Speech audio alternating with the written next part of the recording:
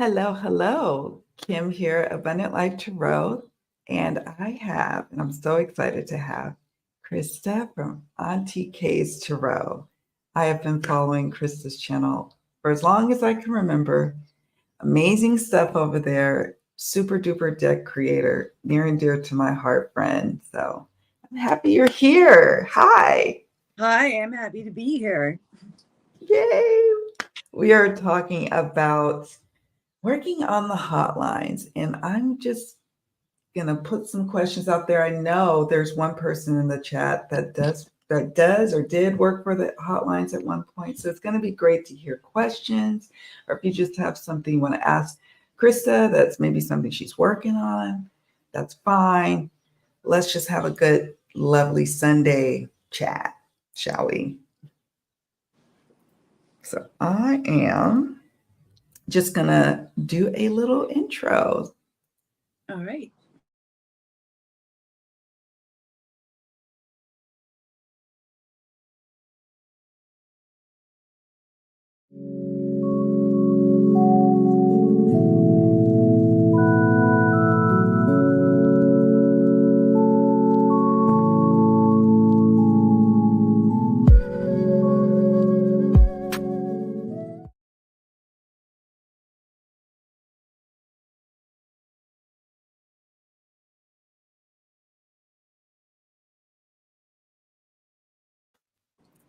Hello.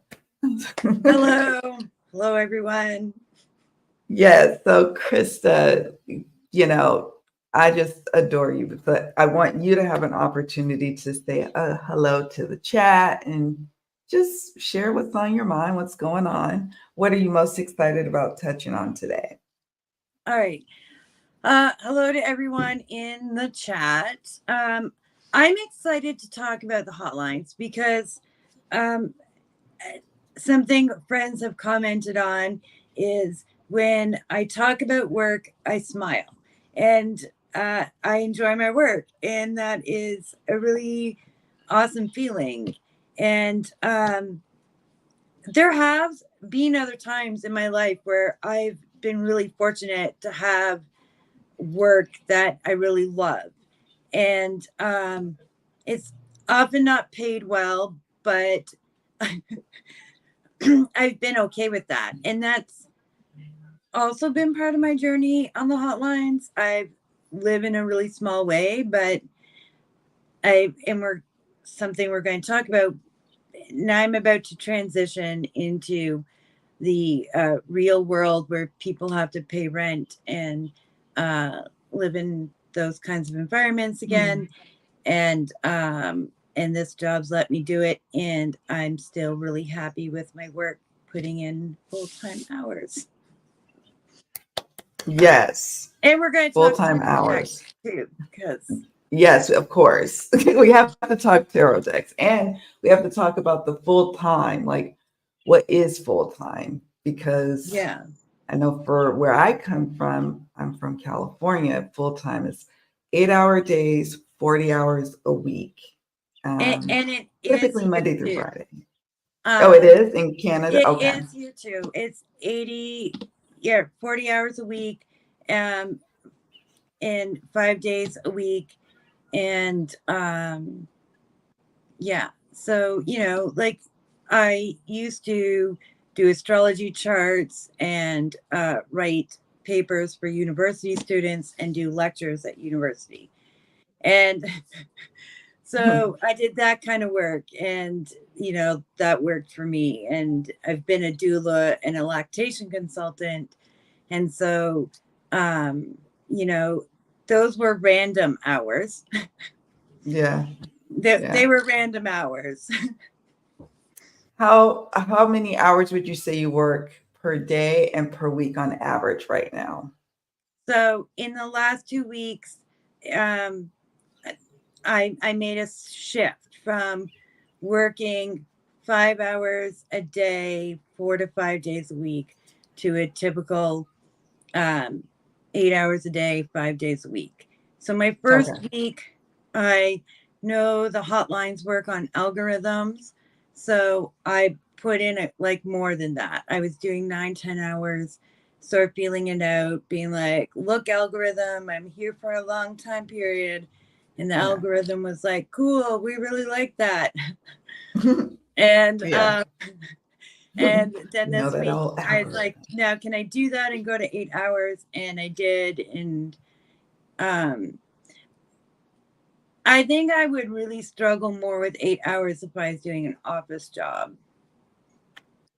I've never been good at office jobs, though.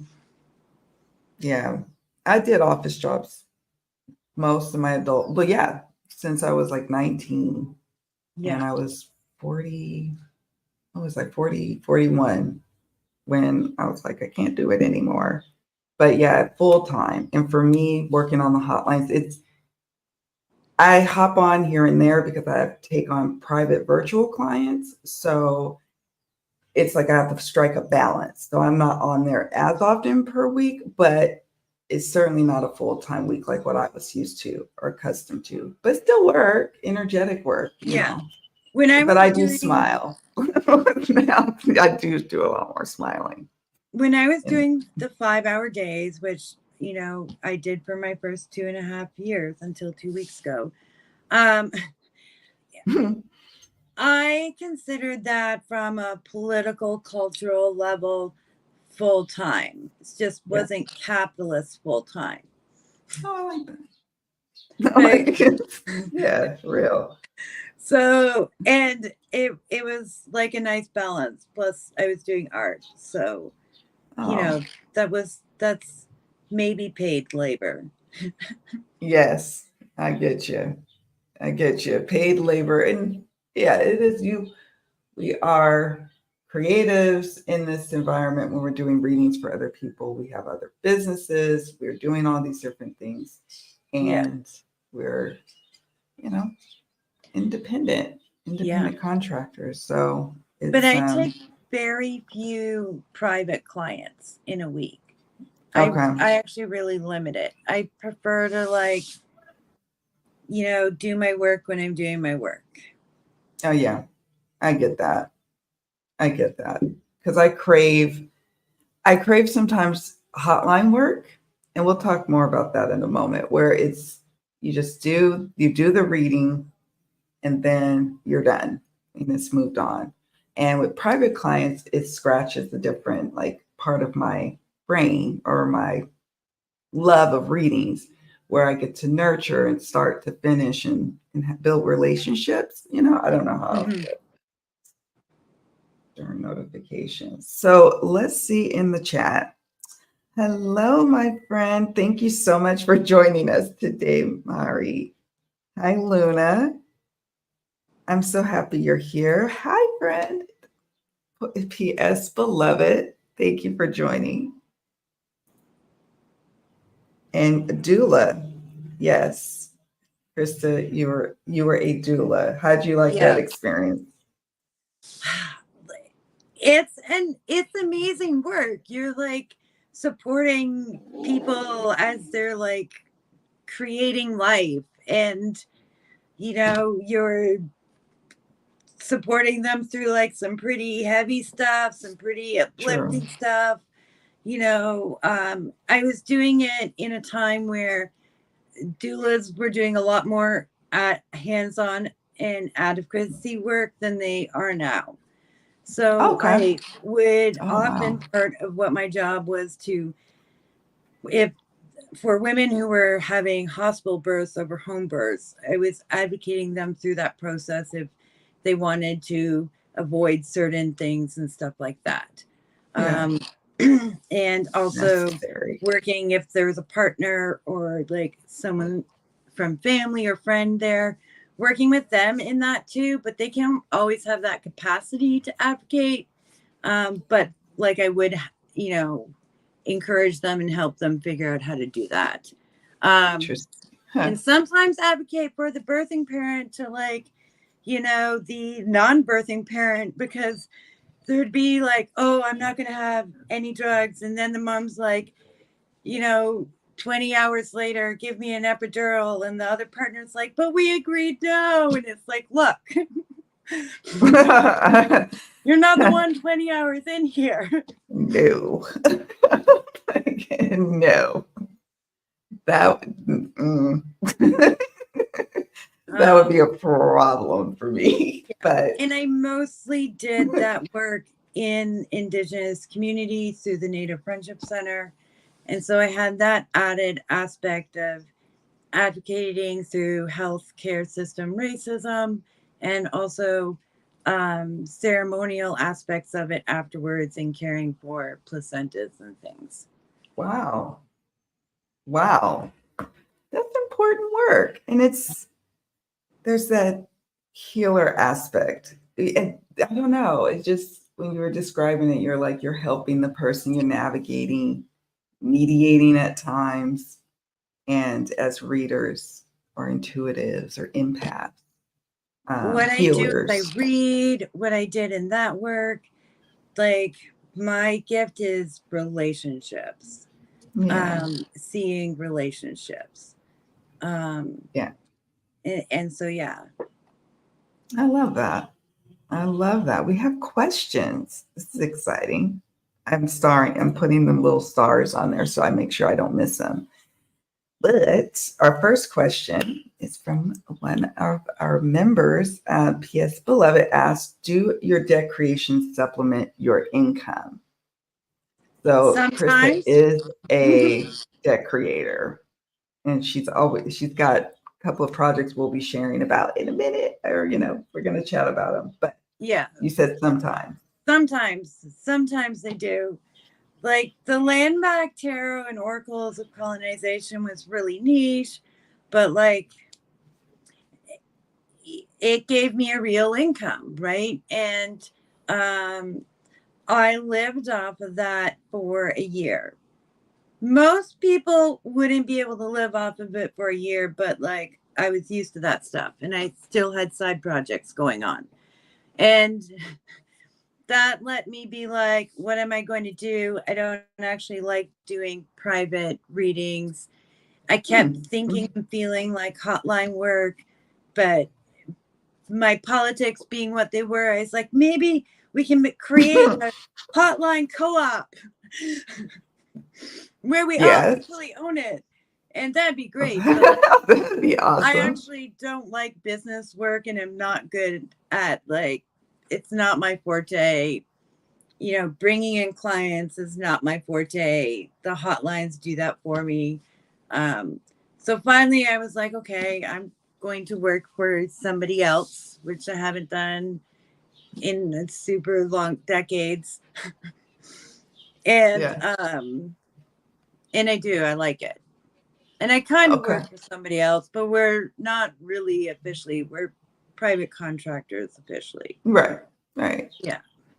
So yeah, we get to set our own hours, but we got to make sure we whatever we do with tax stuff. But and then the Marseille Pronto V, like that made enough money for a good like solstice trip and gifts.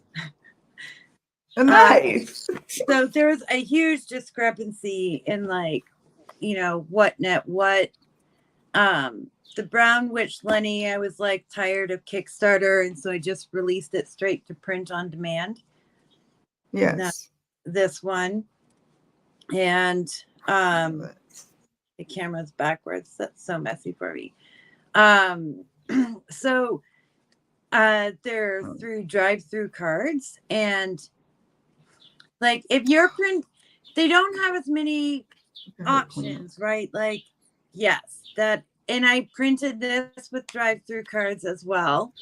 Mm-hmm. And it's like standard smooth cardstock. They have a linen.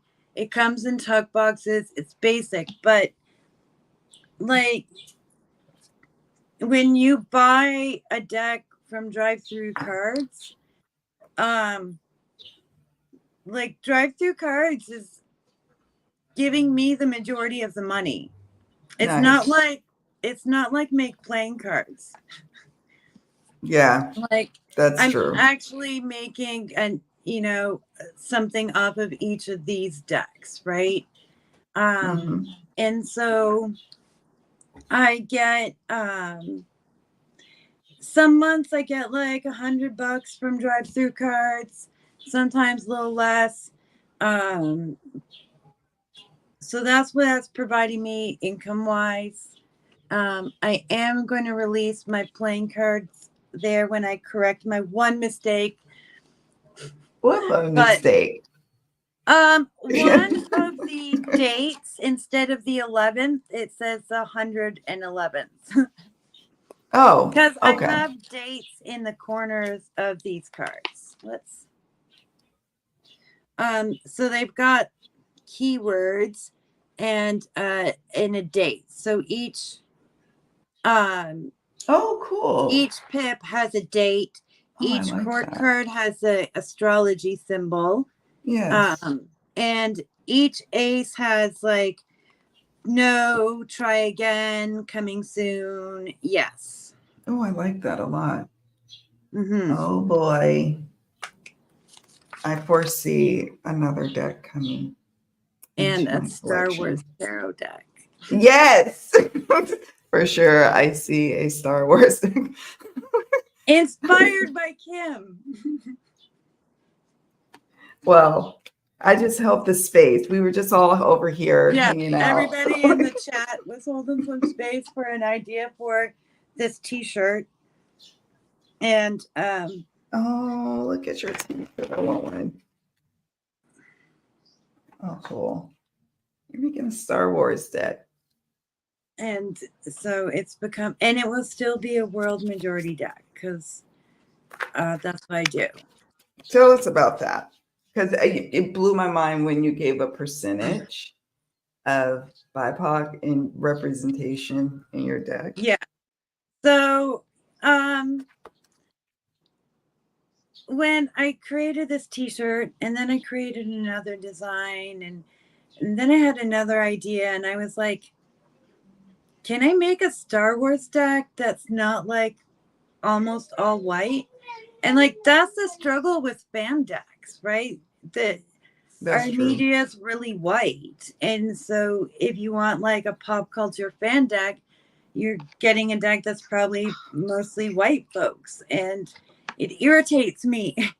So it's like, can I make a Star Wars tarot deck that's a world majority deck that like gets me like close to like 80%? And so of the visibly human characters, 77% are BIPOC in this Star Wars deck that I'm creating. And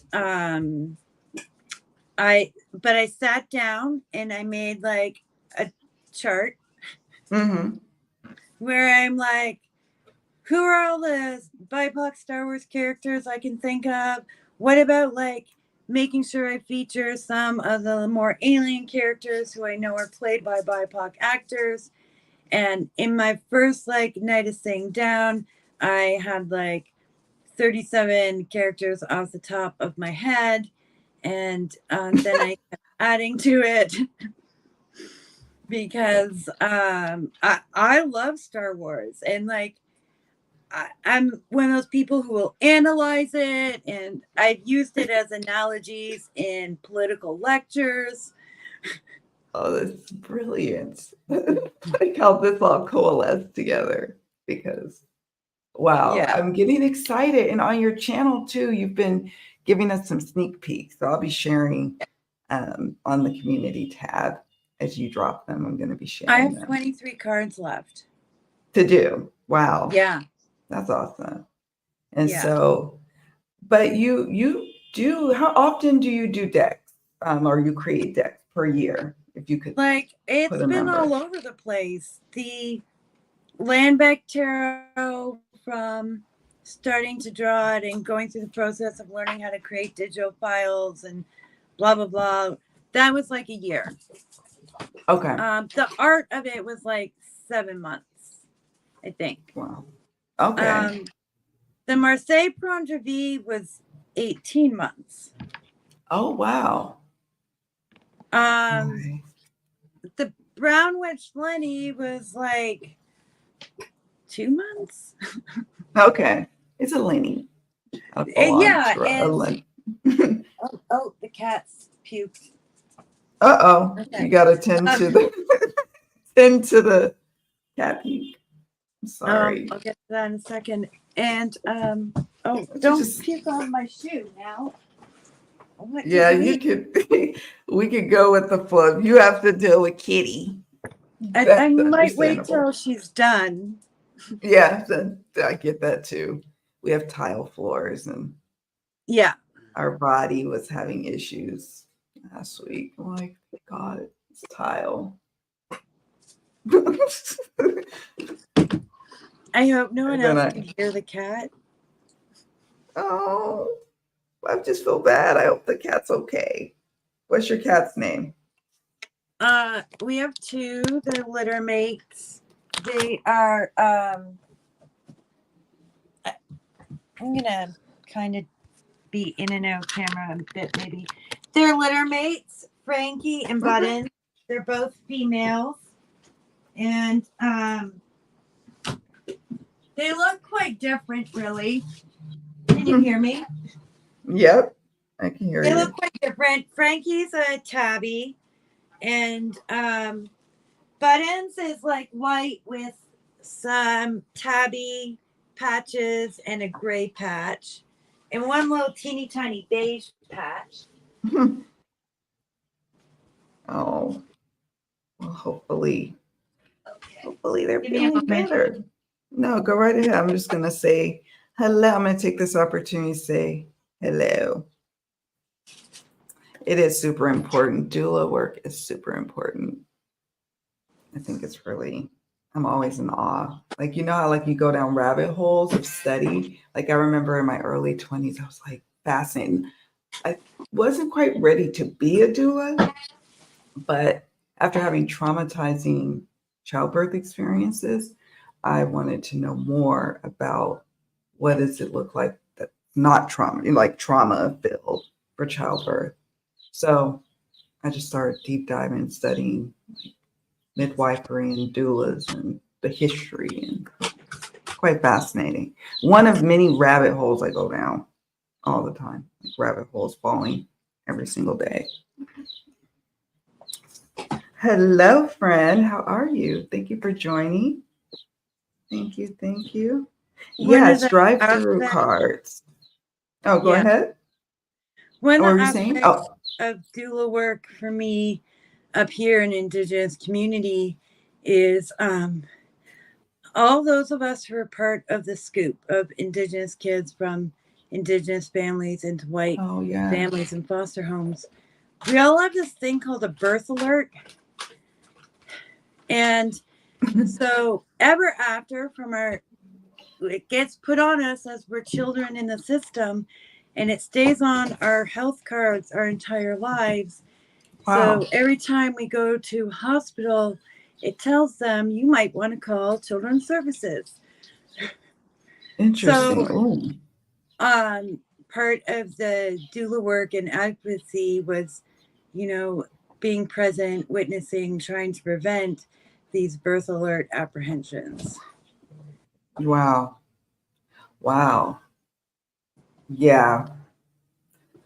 African Americans had their times, and we still have our times with a lot of like issues with mortality rates with women and our babies. So trauma filled.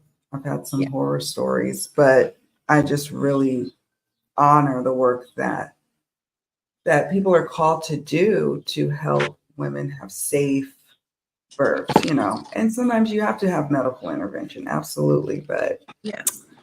But yeah, Miss Moonlight has never heard of drive-through cards.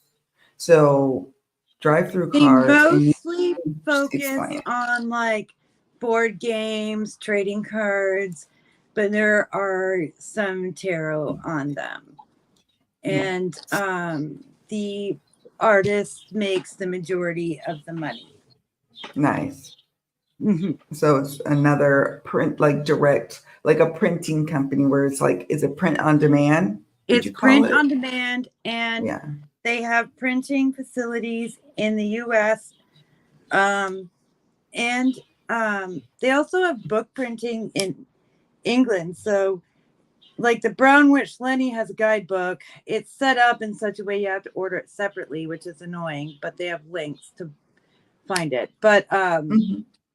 like they'll print if the that they'll print the book in Europe if it's going to Europe, and it gets printed in the US if it's going to somewhere in the Americas. Okay. So environmentally, that's a bonus with like shipping. Right. For Yeah. sure. Living on an And island yeah. now, I have to think about, I mean, you always have to think about it. When I lived in this, the States, you have to think about the environment, but now especially here, it just, I'm hyper aware of like packaging and stuff. And whereas I might not have been as much in the States. And so I appreciate the small little footprint with drive through. I do. We have one person. I have other questions. Miss Moonlight wanted to know. I think it was Miss Moonlight. Yes. Here we go. What system are your playing cards based on? And I'm gonna So move. when I was looking at learning playing cards, like every book I got was different, like a Yeah. different system. And so there was one that my middle child had, and I was like, this one just makes sense to me. I can't find for the life of me how people are dividing up what they're calling it, but it makes sense for me in terms of numbers, and I can see similarities to tarot systems in it. Mm-hmm.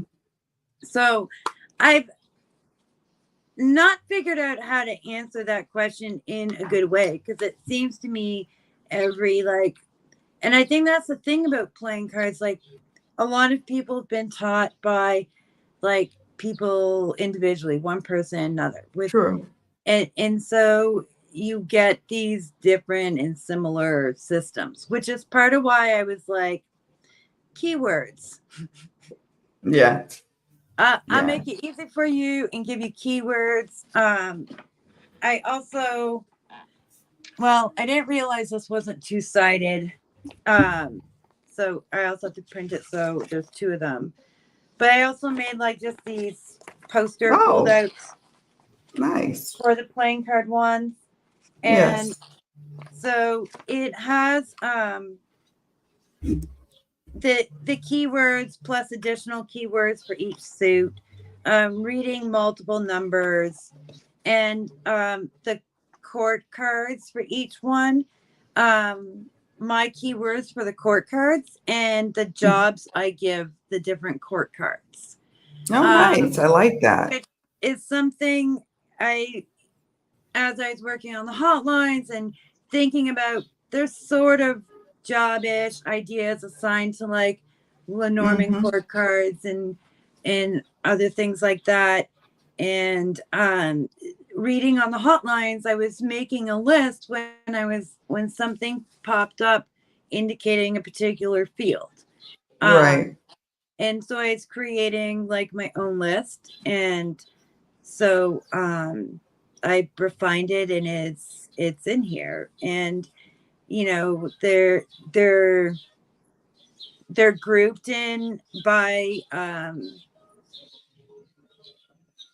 suit, and then the different levels of Jack, Queen, King. Yep. Yeah, like Yeah. heart. Do you want to hear like an example? Yes. Okay. um Because I love what you're saying too when you like on the hotlines, you're picking up on, so it's your system with your cards, your playing cards, your yeah, I've fortune definitely cards. added my own thoughts to the system for sure. Nice. So for the Jack of Hearts work, I have hospital support staff, paramedics, shelter workers, hobby business, but partners supports them financially, volunteer firefighter. And Nice. because paid one is kind of different and it shows up differently. Anyway, Queen work, creative work, nurse, midwife, social worker, program coordinator, NGO, firefighter, works in transportation. Huh. King doctors, psychiatrists, board of directors, executive directors of hospitals, NGOs, those sorts of organizations. Oh, I like it. Right? I Because like those are all sorts of things like, heart, Yeah. your well-being, your health. Yeah. Yeah. I had a question yesterday on the hotline, where the lady wants to know, when is love coming? And of course, then it naturally progresses like, well, what can you tell me about them? It naturally progresses to that conversation. So a deck like that is super handy. In a little bit, I'm going to get through our other questions that we have from our chat, but we'll talk a little bit about some of the decks that are go-to decks for working on the hotlines. Let's see. We have one for Black Butterfly. Love that name. Hello, everyone. Hello to you. How did you build your private clientele while working on the hotlines? So for me, I had a full-time job, and that was what was going on most of the day. But I had this thirst and longing to start work, like getting my clients. So it started out with my colleagues at my 9-to-5 job. And then they kind of like referred me to other people. And then I was like, oh, like there's whole communities on YouTube. I'm going to start my YouTube channel and alongside starting my website so I could be able to take clients and just start talking about what I love, which is cards and readings and things. And people would find me there. They found me on Etsy, but most of it's like word of mouth. It's always amazes me how people just find me. But I just opened up a virtual shop. And then a few years later, I was like, I want to work on the hotlines. I want more experience with reading for others. And so I applied and got on to one of the bigger hotlines and did that part-time as well as my private client readings. So it's really kind of just organic. I don't like reading for friends a lot. And thankfully, they don't always ask anymore because I always wiggle my way out. But colleagues, I like to have a little distance with the people I do readings for. For my very closest friends because it's too much like reading for myself. And I've said that. Like, it is. It's too much like reading for myself. Like I'm going to see what I want to see. And like I do readings for myself, but the big stuff I take to other people. Yes. So for me, it was different because like I already had people in community who came to me for astrology, right? And then started coming to me for tarot and encouraged me to like build a business out of it. And so I was trying on social media to like create a private business, and I was doing that, but it wasn't the kind of readings I was expecting, and wasn't really what I was in there for. And hotline clients are definitely more like reading for folks in community. And Yes. When I was trying to do private clients, I got a lot of self-help work stuff, and that's not me, and I don't want to do your self-help. And I was especially struggling with like, that's so interesting. Sorry to some of you in the chat, but I was also really struggling with like, I don't want to help white ladies do their self-help. Like, oh, Krista. I don't like it. It's too much emotional labor. You are a gem. I adore you. Oh my God. Well, but you do speak on something that's super important because, yes, sometimes with private clients, and that's what some people are drawn to doing readings for others, like professionally, they want to help people on their self-help journey. It's not me. Yeah. What would you say is your style? Like, or what would be the ideal client, even on the hotlines? Like, what kind of readings do you like to do? Love readings and work readings I do have ongoing clients where we build more of a relationship and we get through things and we start talking about the patterns that are going on. Right. I like all of it. I have clients who like, are my age and older. I'm like 49, who like want to talk to me about their kids in their 20s and their kids' job prospects and relationships, and if they're having struggles. Some of them are really nosy about the relationships, and like some of my spirit Yes. guides, they are gossips. They have to be Geminis like me. And They're chatty and gossipy and tell all the yes, business. yeah, and I have clients who like they call and we talk about everybody in the office. Yeah, it's pretty. Everybody in the office. And I love it. I do. I am here for it. Yes, I'm here for it too. I love that. It's like the variety of the readings. Like I've gotten some like deep, profound readings, like where it's like on the hotlines. It's some people, there's this misconception about hotline work that it's like bad or it's seedy or it's like maybe it's got that reputation from back in the like if you remember the 80s, like there was a lot of like I don't know what they call them in Canada, but like 976 numbers, like 800 numbers, like and it Like this is what drew me to this in the first place. As soon as I moved out, like my 15-year-old self in like 1990 or 91, mm-hmm. whatever, I called Miss Cleo. You did. I called. I don't know if I called. It might have been Miss Cleo's line. I called a line. My mom blew a gasket when she got the phone bill, and the phone company had to refund her because it was a minor, like making a phone call that they weren't supposed to. But yeah, how did it go? Because okay, when you call there though, like the whole thing of like keeping them on the line, keeping them on the line as long as possible. I don't operate like Especially that. was back then, right? Like it was all Yeah, it the like was. super cheap or whatever. There was a bit of that, which also made me hesitant, about hotlines. I Right. like that about Purple Ocean, Purple Garden. Like I'm Yeah. getting paid the whole time, so I don't need to keep you on the line till I start getting paid. I'm getting paid the Right. whole time. And I do Exactly. like that because some of them don't. Exactly. That's true. Like a lot of them are like, if you're getting, the first minute or two free, like that psychic's not getting paid till that Right. 2 minute clock's up. And And that that would be does no good for happen. me because I can give you an answer in 2 minutes. Right. Exactly. It's like, oh, well, we're done. But I Like, was one of those clients, like I wanted to like find my birth mom. So, I mean, yeah, she was very helpful and like she said something kind or helpful and like also that she couldn't really help me. yeah. Um, Oh, yeah. yeah. And which was probably the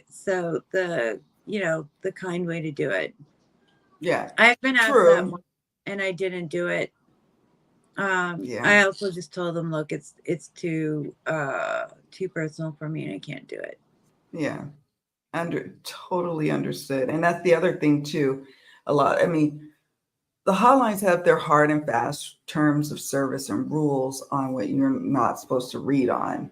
But within that, we also have our own terms of service, right? Yeah. And a lot of times people think you have to compromise on that. And there's times in the readings, I have regular clients on the hotlines where they'll ask me something. I'm like, hey, I can't read on that. Or I'm not tapped into that. I can't read on that. Like, do you have another question? Redirect. Do you have Yeah. another question you want to explore? I'm happy to. Let's see what else we can dig into. Mhm. And because, Like people want to know legal things and we're not allowed to do it, right? right, I'll tell them this is what I can't do exactly. for you. And I actually have it in my profile. I can tell you what the other party's thinking about, where they're coming from, what Mm-hmm. energy is going into it. And like for a lot of Yeah. people, that works for them. But some of them are like, but how's that going to work out? I'm like, I told you, I'm not allowed to answer that for you. I will not risk my job for you. Right. But you can use this information and, make decisions with your lawyer. Yeah. Yeah, that's right. I hope you have counsel. I hope you have legal counsel, because I'm not that.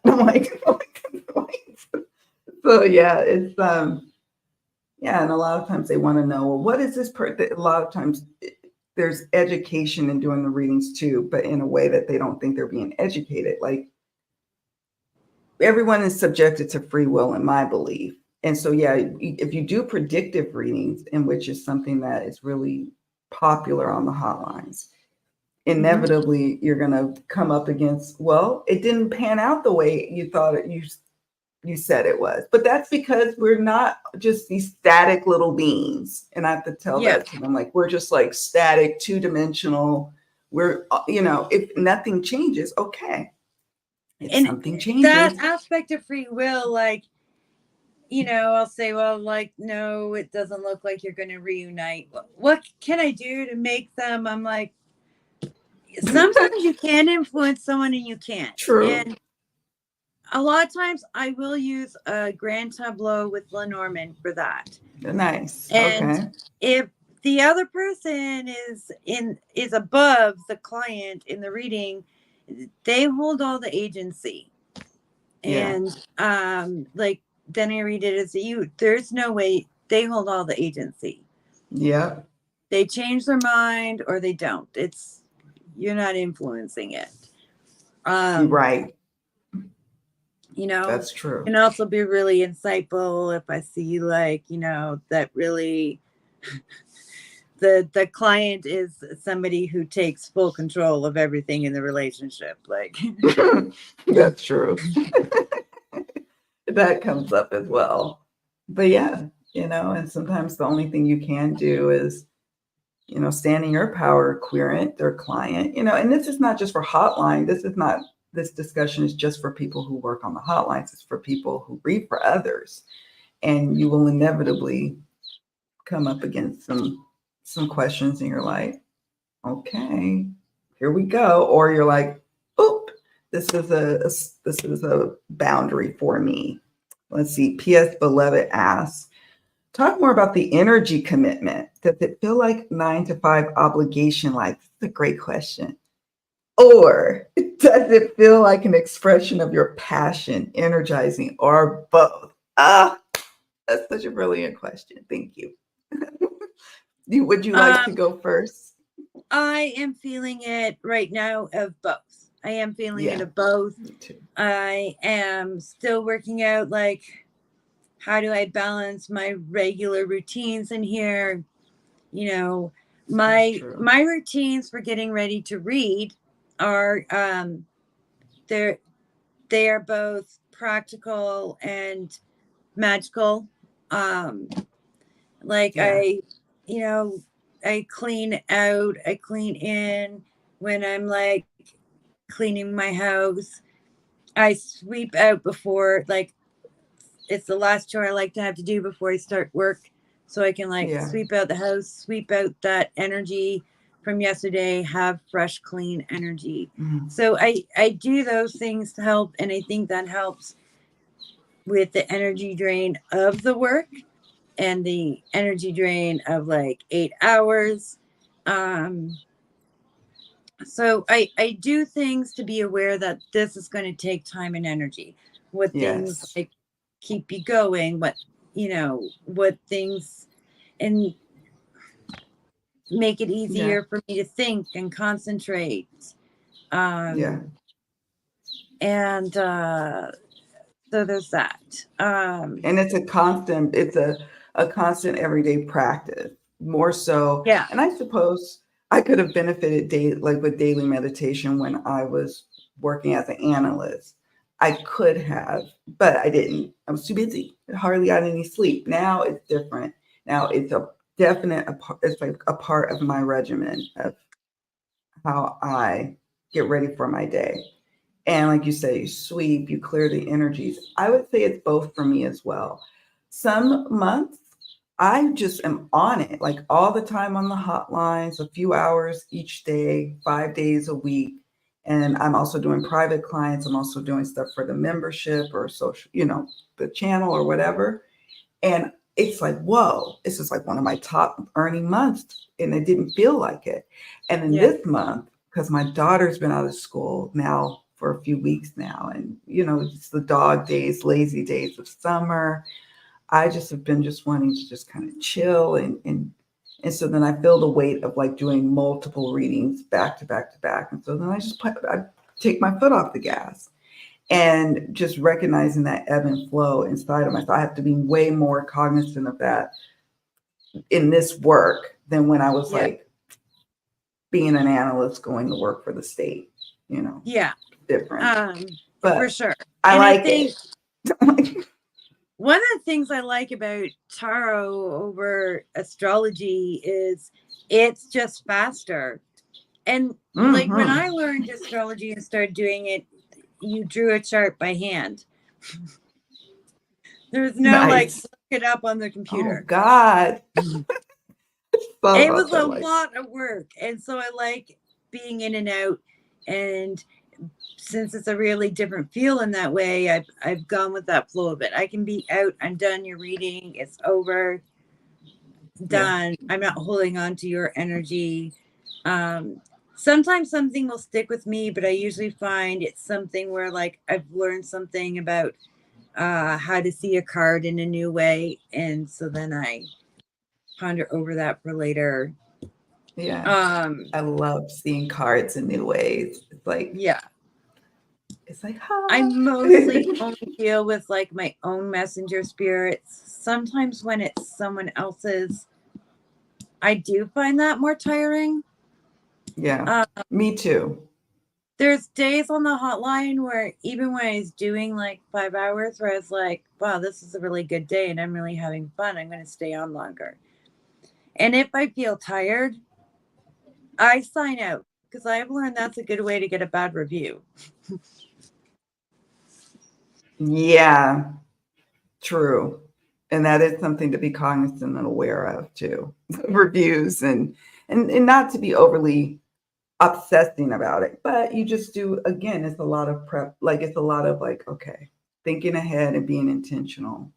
Okay, I don't want to go down that path. I use primarily my own guides.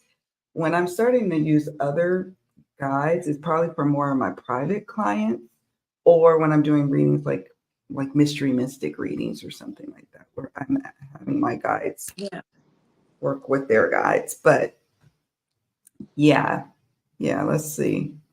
I haven't looked at the Ange says she's been waiting for those playing cards from Roots and Waves. I know, and I had like this one correction to make, and then I had this Star Wars idea. Right? You're like, I was gonna go this way, and then you got diverted. And then but you have the and maybe creative if liberty like to do it. I release them around the same time, like it might be beneficial for the playing card deck. Yeah. Oh, look, Miss Moonlight. I won a Lost TV show tarot deck. My sister loved Lost. That was it frustrated me. I'm not gonna lie. The ending made me not happy. Hey, Jay Marcus. JAE. Thank you for joining us. Yes, please subscribe. Definitely subscribe to Aunty K's Tarot. Please, please. You will not be disappointed. I will assure you of that. Okay. What have you learned about Tarot since increasing your hours? Any new insights about Tarot and its usefulness for life? Has it jaded you at all? Oh, I have thoughts. I'll let you go first. I don't think it has, but like I've done similar work at other times, and like the work that jaded me was doing lectures on like colonialism. Yeah, that definitely could jade somebody. And like organizing. That's the work that's jaded me. I mean, I have clients where like things are going well and they just want guidance. Like even the people were gossiping about all their work colleagues, but like one of them is like, you know, a Black bisexual woman in the U.S. Army. She needs help navigating the bullshit. Yes. Right. And it's part of her like, processing of talking it out. Like, exactly. Yeah, I would love a client like that. I have a client who's like a large Black man who's a teacher, and anytime he tries to bring up issues where he's not being treated well by his largely white female colleagues, like they claim he's a scary man. And you know, like I already knew that. I've been talking about that stuff in the world already in life. Right. I think that's probably been helpful for some of my clients. Right. And they're attracted to you for you know, a reason, we're talking right? about it, and I can be like, I see a lot of systemic issues here. And you know, they'll respond, and I'll know, like, if they're like, what's a systemic issue? Like, we're not going to get too deep into it, but some of them will be like, yeah. Yeah. Yes. Like, oh, someone gets it. Someone gets me. Yeah. So yes. And I love the epiphanies like that I have, like doing for me when like you increase your hours, and sometimes when I increase my hours or when I'm just doing more readings, I'm like, oh, look at that new way of how I combined the meanings like of the two. And it always deepens my the how I verbalize the messages, because it's like I'm building up like this knowledge of you know, of like a little, what do you call it, like a dictionary, if you will, of me and my meanings. And it, and so that is so cool to me. And even with love readings, I love love readings. I know it's a sign for me to step back and take some extra time off or tend to me when I start to feel jaded, when people are coming in and asking, and sometimes they will come back over and over again and asking the same question, or frustrated that things didn't go their way, how they saw it. And when I find myself getting like a little tinge, because my Aquarian side will get like, I don't know why are you fooling with this person? And why are you calling and asking over and over again? But then that's not compassion, and that's not how I want to lead. And that's a sign for me that I'm like something off. Then I take a few extra days off, and then I come back to the reading table more re-energized, patient, compassionate, understanding this is how they process. This is how they're moving through their situation. And I love being there. Nobody is like, oh, I'm in a bad relationship. Let me talk to my friend thinks I'm in a bad relationship too. All right. Yeah. Bags and leaving. They have no one to talk to. Yeah. They've worn out their friends because it's a big decision to leave. And you know, your ability to leave a bad relationship or a relationship you're just not happy in, but you can't like point out some horrible wrong the person's done, but you're just not in love with whatever it is. Like your ability to leave is directly tied to privilege. And that makes it scary. Like, where am I going to live? You know, what's going to happen? You know, am I going to have to go through a custody fight? Like, you know, considerations, yeah. And big other implications. Like, you know, I keep having failed relationships. Like, does this mean I fail again? And so they will call back over and over. Because they're engaging in self-sabotaging behaviors too. And they're perpetuating that which they fear. And then they get into these patterns, and they're going to come back. I've learned to talk to people about the negative reactions they've learned as survival techniques from the bad relationships that that don't work in a healthy relationship. That's And right. And they will ask because sometimes they get tired of it themselves. Like they'll say, I know I've come to you a lot and I know you're probably tired of hearing this, but what do you think I'm doing wrong? Ah, something that the tarot would like to take a exactly. dive into, like an opening. And then it's so yeah, I would be, and I've seen other readers get tired, or psychics or mediums on the hotlines, or even if they're not on the hotlines, even if they're just doing professional readings for private clients, there is sometimes where you get a little jaded. But that would naturally happen probably within really any profession that you're working with people, um, in my opinion.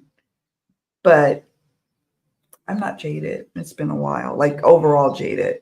Irritated sometimes, yes, but that even back when I was a claims adjuster and an analyst, if I need a vacation, usually the first sign is that my colleagues and my people that I have to talk to on the phone are getting on my nerves. And then I know, oh, I'm out picturing my annoyance. Yeah. Time to take a vacation. And then we have an empathetic person here. My cat threw up this morning. It was a good morning because we didn't step in it. Hello. Oh. That is a good morning. Jay, that is a very good morning, right? Like, yeah, it's the little thing. Oh, using slanted bowls. Oh, makes a difference for cats that throw up. Interesting. What Did makes not a know that. difference? I Thank you for didn't the hear tip. it. Let's see. Using slanted bowls makes a difference for cats that throw up. That's interesting. Thank you. I'm Interesting. going to put that into my little British or my little encyclopedias of information for my cat loving friends. And we have a lot out here. And P.S. Beloved asks, any decks that are just for self that you would never use for professional readings? Do you have those decks? Yeah, I do, I do have one. actually. I do. You I was gifted the Little Wizards Tarot by Push Kitty, which is a Oh, fan art Harry Potter deck. I don't use it. interesting. I don't use it where people can see it because the pictures are pretty good. It's like a white deck because, you know, Harry Potter, but so that means I'm not always drawn to use it either because I don't like that about it. But it's cute, it's fun, but I won't use it on video because I don't like the person on the other end doesn't necessarily know it's a fan art deck. I don't want, to have anybody feel unsafe if they think I'm supporting J.K. Rowling. So I have a fan Oh, art Harry Potter deck that I use it for me for fun. yeah. I would just say for me, it's probably the Dreams of Gaia tarot. Uh-oh, somebody dropped something. I was going to grab I'm it. gonna pause mute for a second and come right back. I need a human Okay. break. Okay, go ahead. Yes. Switch coffee. So for me, it's the Dreams of Gaia. And I guess I could try to reach it, see if I can reach it without tearing down everything. You all know that deck. Hold on. Ugh. There's probably other decks that I have, but I can't think of them because at one point or another, I did try to use it for a client reading. So I can't. And then I find, oh, it works well for client readings too. But this is one I've never used for a client reading. And it probably surprises people. Like, you're into that? Yes. I have the little pocket edition too. And I'm about to go turn on my fan, you guys, because it's very hot in here. But it's noisy. Hold on. I was hoping. Yeah, it's not my usual type of deck that I love. But the readings that I do for myself, 1 to 3 card pulls. It's fabulous. And it's like when I need a message from, like, if I don't have a big sister, I am the big sister. And I just need to hear something from my big sister spirit. And then this deck does a lovely job of that. But never once have I used it for a client reading. Yeah, I don't have a never really. I have the Tarot Neocolonial de la Americas. I love that deck, but I have attempted to read with it for clients, and it kind of makes me want to rant about politics, and they're not paying me for my political views. So I don't find it's not a good match. And what I enjoy about it is the commentary. So I mostly use that deck to, like, it's an art piece for me. I look through it and get a good kick out of all the interpretations. Yes. I'm trying to think too. I'm like, Dust to Onyx.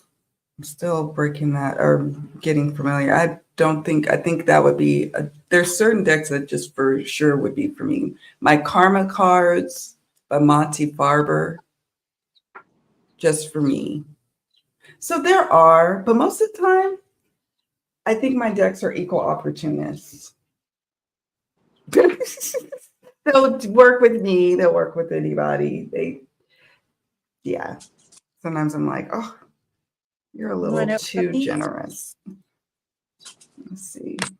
Do any of you know about Game Crafter? So does the deck creator make the same percentage on their decks when they sell? I've heard of Game Crafter, but as a person who collects decks, not one who went through Game Crafter. I think the only thing I've gotten on Game Crafter, though, really, aside from a deck, is my dice that I made for Mystery Mystic Monday, the body parts dice.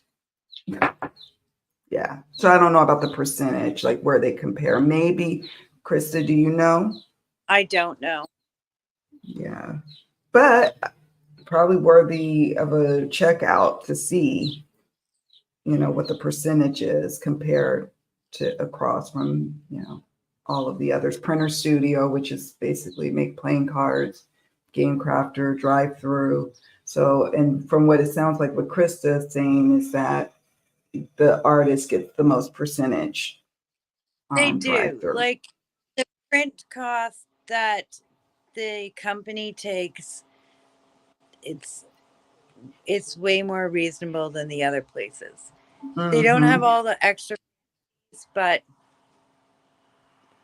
I am thinking of making 2 versions of the Star Wars deck, a standard version from Drive Through Cards and like a fancy version from somewhere else. I'm looking into it. Nice. Oh, that'd be nice. So for those who I have lots. For the indie one, are you going to do a Kickstarter? I think I'll Kickstarter the like fancy version, and then release like the standard print on demand version at the same time.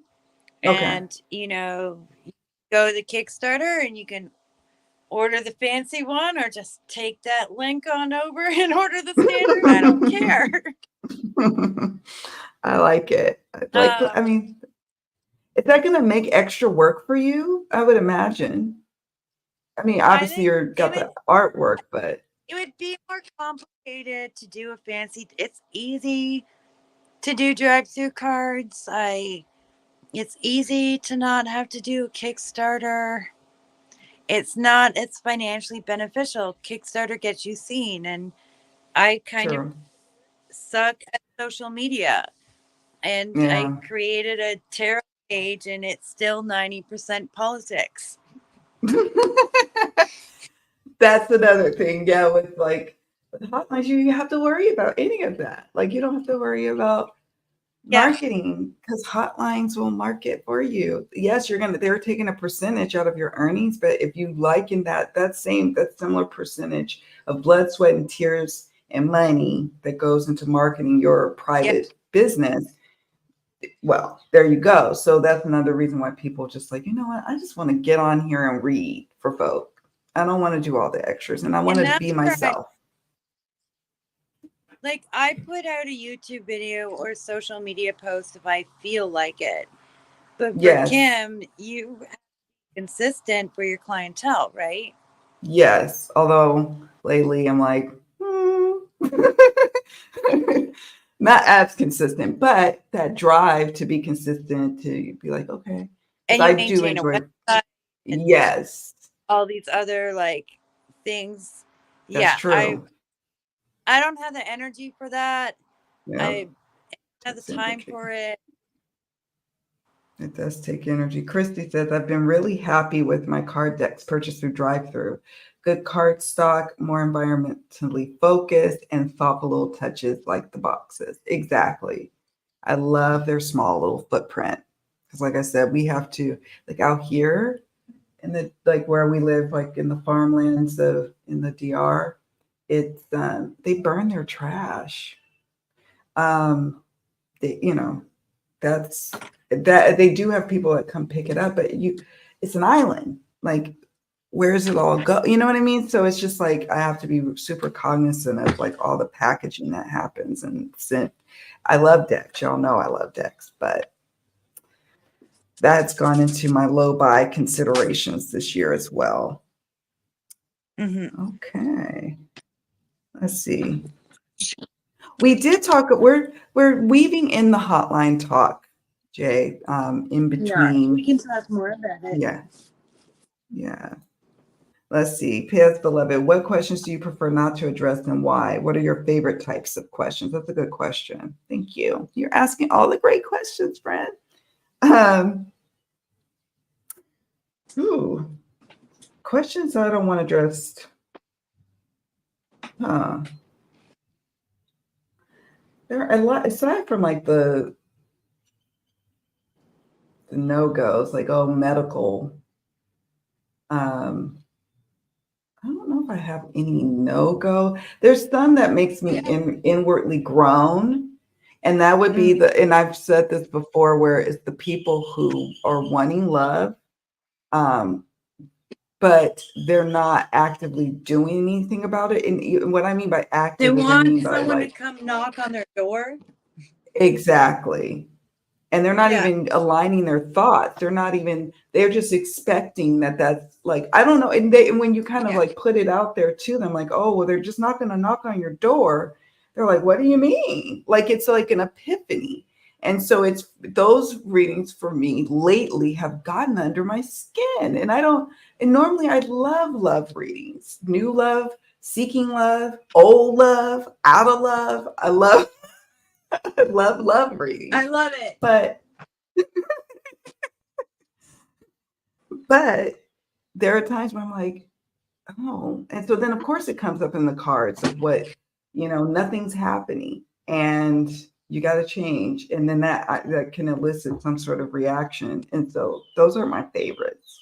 Yeah. I'll do a lot of different, y'all know I'll do a lot of different types of When readings. someone's looking for love, when someone calls me on the hotline, I'm gonna ask 2 questions, unless they're cryptic about it and I need to unpack it. I hate when Yes. someone calls in for a love reading and asks about my friend. And as you unpack it, their friend is friends with benefits, their friend is their ex. Like, No contact. just be honest with me. But Yeah. like, I will ask them if they're looking for love, if they're currently single or not, and Oh, if they're yes. not, is it open? You're And right. and where are Yeah, you looking for potential partners? And like, yes. the majority of people are like, nowhere. Yeah. And I don't like the the apps. majority are I don't like willing to online. talk about it. Right. and we'll look at like what does in person look like and what does online look like. Right. And people will say in person when they mean I'm not doing anything because they think, the hottie is going to approach them on the street. Like, no, you need to like look at them. You need to smile at them. You need to say hello. You need to be You need to outdoors. say hello to the normal person whose Yes. best friend is the person you're going to fall for. Yes. You need to put yourself out there. I Yeah. mean, ideally, it'd be nice if somebody, but what is it? The delivery person who's delivering food and you fall in love? I mean, I don't know. It just is that is one that I've been having a challenge with. Now in my profile, I will put like if you've broken up or you haven't talked in a while, please specify that in your reading request because oftentimes what we'll end up spending a That's in lot my of time question. on. Yeah, you'll spend a lot of time like them dancing around with it's really going on. I'm like, I don't want to dance around. Lay it out on the line so we can get to the heart of the matter for your question. Tell me the truth. Yeah. Are you blocked? No, I'm like, tell me the truth. Hold on, I'm going to turn my fan on 1 second. I will. Those are part of my questions because I don't use birth dates. Like, your sun sign does not tell me anything about your relationship life, realistically. Like, if I want to use astrology, I want to see your chart and see where other planets are. So I don't want your birthday. And like, how many Jims are there born on September 5th? A lot. Tells me nothing. Right. So I ask, like, when did you last speak? And how do you know each other? What's the nature of your connection? Mm-hmm. And I can usually sense if I need to be more specific about that and say, what's the nature of your connection, such as friends, co-workers, friends with benefits, just talking, married. Like, I'll throw it in there if I think they're going to be cryptic, but like right off the hop, because sometimes I just know. Yep. Spirit tells me, like, yeah. Here they come. Yeah, like cryptic, and they, for whatever reason, they are, they're not giving up because they don't want you to tell you the person is done and gone and over. Yeah. So they don't want to tell you that they haven't talked in 8 months. Right. It's very true. And they don't want to tell you that the friend is the ex who blocked them. Right. They don't want to share that. But now I'm like, oh, no. And I part will of my profile. If somebody says my friend, I'm asking. Have you been intimate? Yeah. What do you mean by friend? What do you mean? Oh yeah. So, but yeah, most of the time I'm pretty open. Like, and because of that, I do have a range of folks coming in. The only ones one thing two.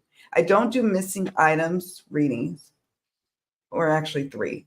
I don't generally do pet readings. Sometimes I'll make an exception if I can pick up strongly, but that's not my forte. And I don't do mediumship readings on the hotlines. There are people who do, but I don't. It's not my process for doing those type of readings. Is for me not something I want to do on the hotlines. Yeah.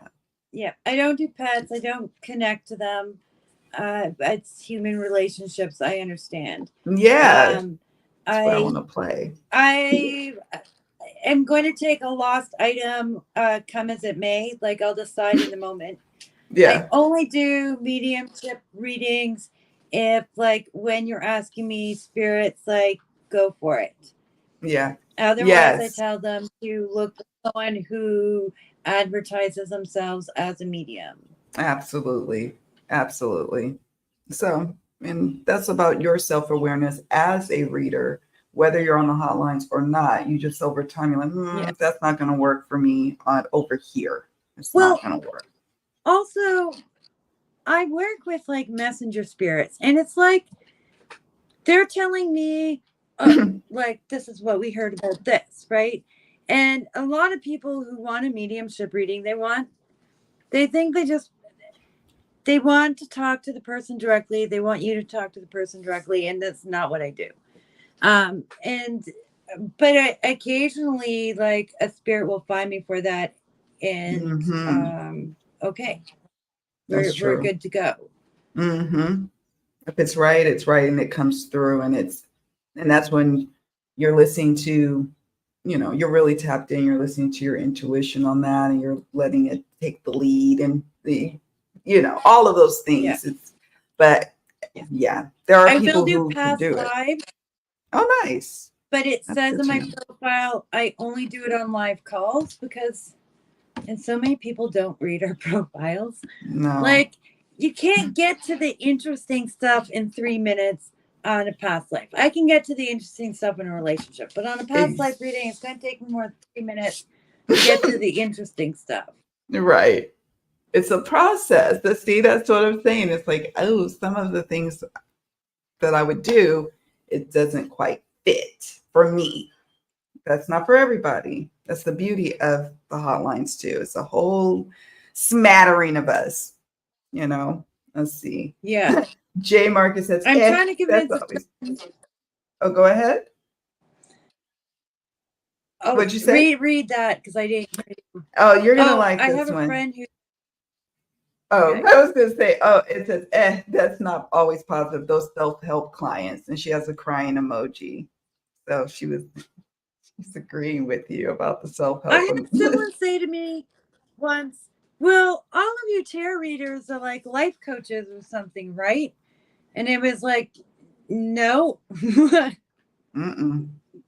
not. No, not all of us. No. Some of us are very adept at that, even with like, the schooling behind it and all of the things like, and that's cool. But that's not all of us.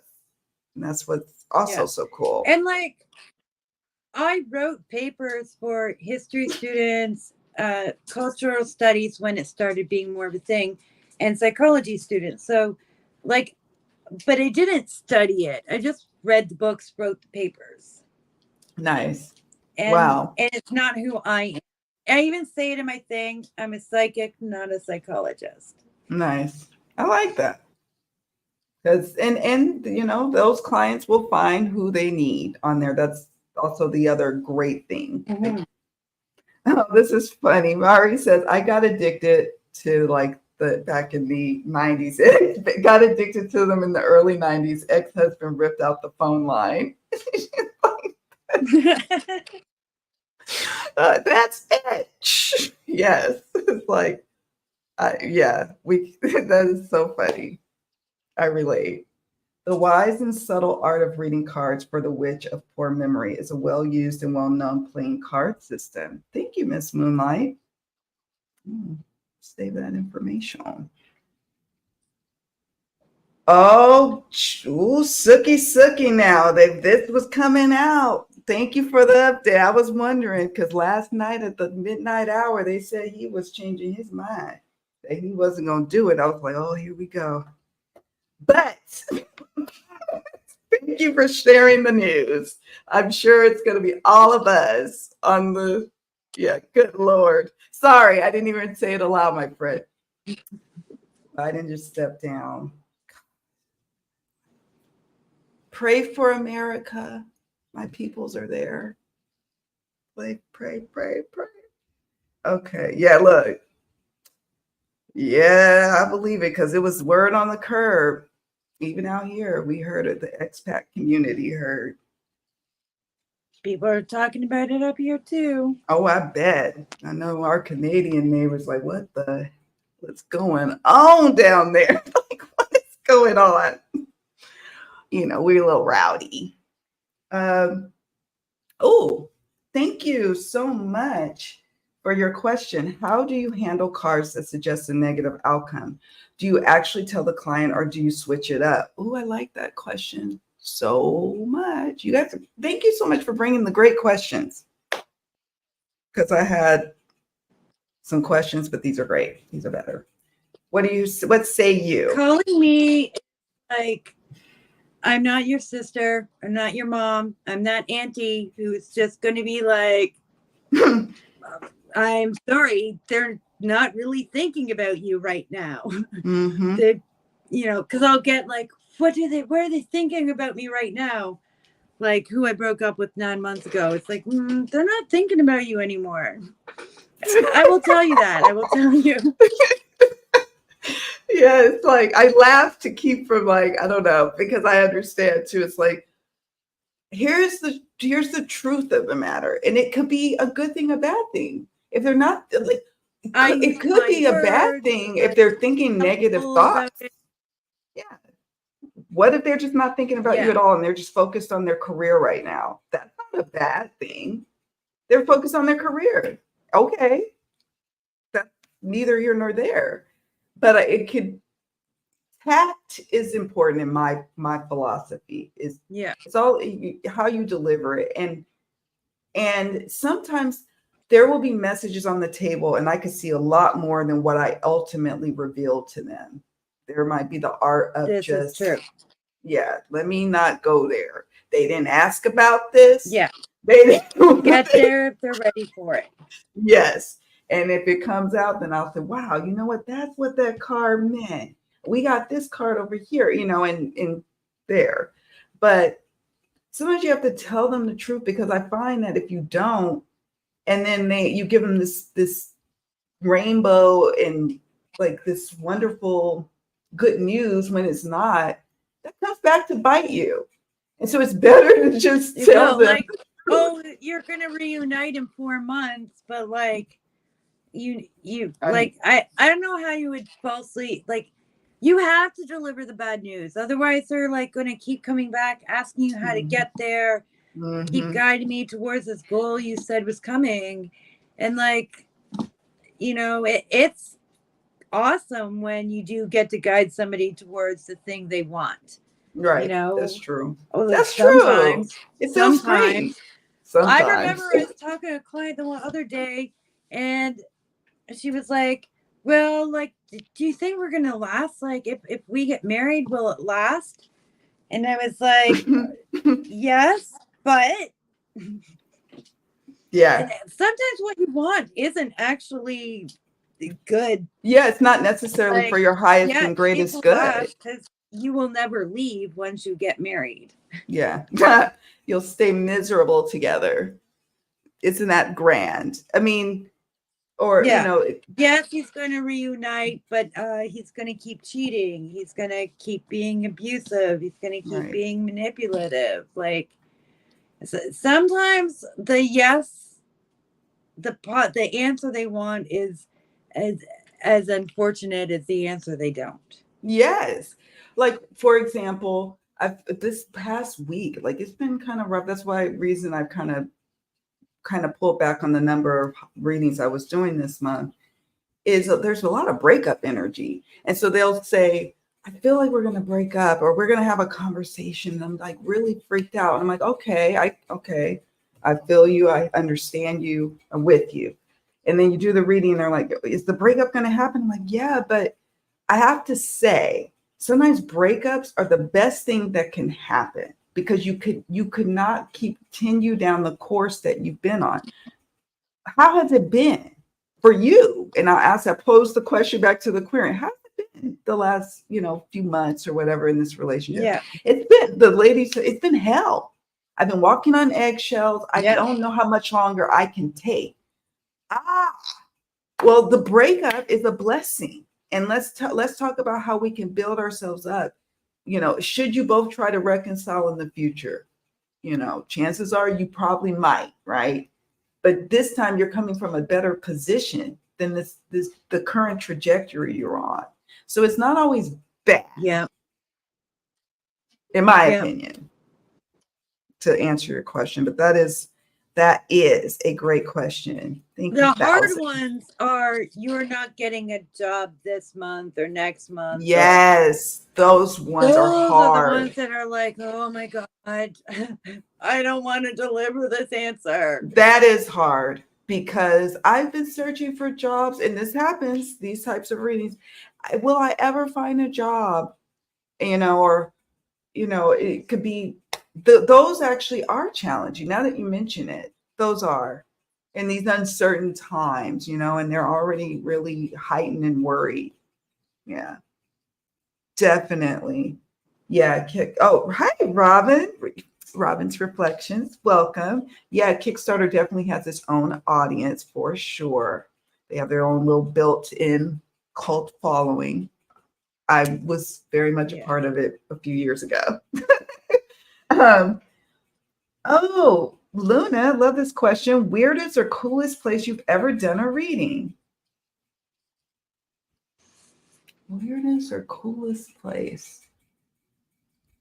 I feel like I have a place that's, I have a friend who's a seer. They're a medium. And I love visiting them when I go to Toronto, and staying at this medium's house feels like staying at a psychic hotspot. I love doing oh, readings when I'm there.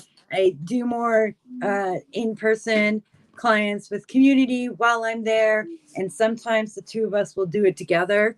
mm-hmm. And so it's not like a typical answer, but doing readings with and at a friend who's a medium it's wild, and I love it. Oh, I could imagine all that psychic energy and ooh, I feel like I'm missing out. Like I'm missing something that was like that stands out, but really and truly, the weirdest and coolest place has been out here, like doing readings, like just being like at a little like breakfast cafe and busting out the cards here and or by the beach with a querent or a client, an in-person client. And it's like, I can't believe I'm doing readings facing the Atlantic Ocean. Like I just never thought that could be a thing for me. Um, but I feel like there's got to be some weird thing I've done, some psychic fair, and I've never really did fairs. I did I haven't either. festivals. Yeah, I've done like like they have the harvest festival at the kids' school, and they're like, "Oh yeah, your mom's a tarot reader. Why don't you go ahead and have her come down and do some readings?" But I would love to have in a place where like people can come to my kitchen. Like mm-hmm. I like when people come to see me at my friend's place in Toronto. It'd be nice if it's all my own little atmosphere. I would love Oh it. I would yeah. love to have a place where one day a week you can come by for like readings, herbs, spell kits. I would Ooh, really like to do that. that'd be cool.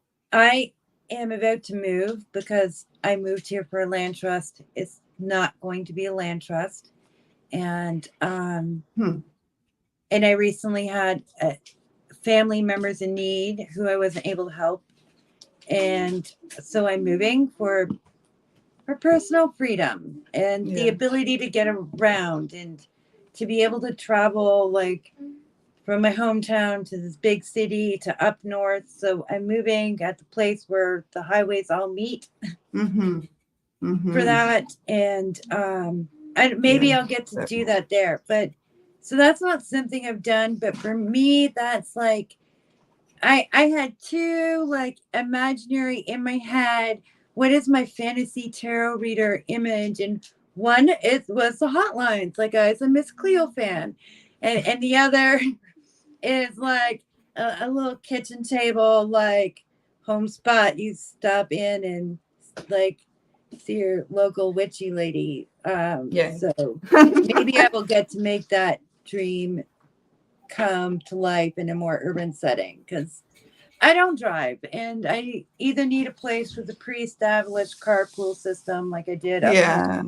or That I makes need to be sense. back in an urban environment. And my 10-year-old's like, I like cities and small towns. It I would seems like like you're destined to to a to more like community, like Spirit city was life knocking on my and door for 2 months, being like, "You think you're gonna move?" You know, showing yeah, me all these places where I'm like, maybe I'm happier in these environments and places. I access community better here. yeah. Um, my seer told me this over a year ago, and I was like, no, no, no, no, no. It's not. That's extreme. That's a little extreme. I can fix this. Yeah. Ironically, I was like, I can self help fix this. I'll improve me and it will Yeah. work. Yeah. Yeah, I can fix this. I can make this work. And then it's like, no, this is the trajectory you're on.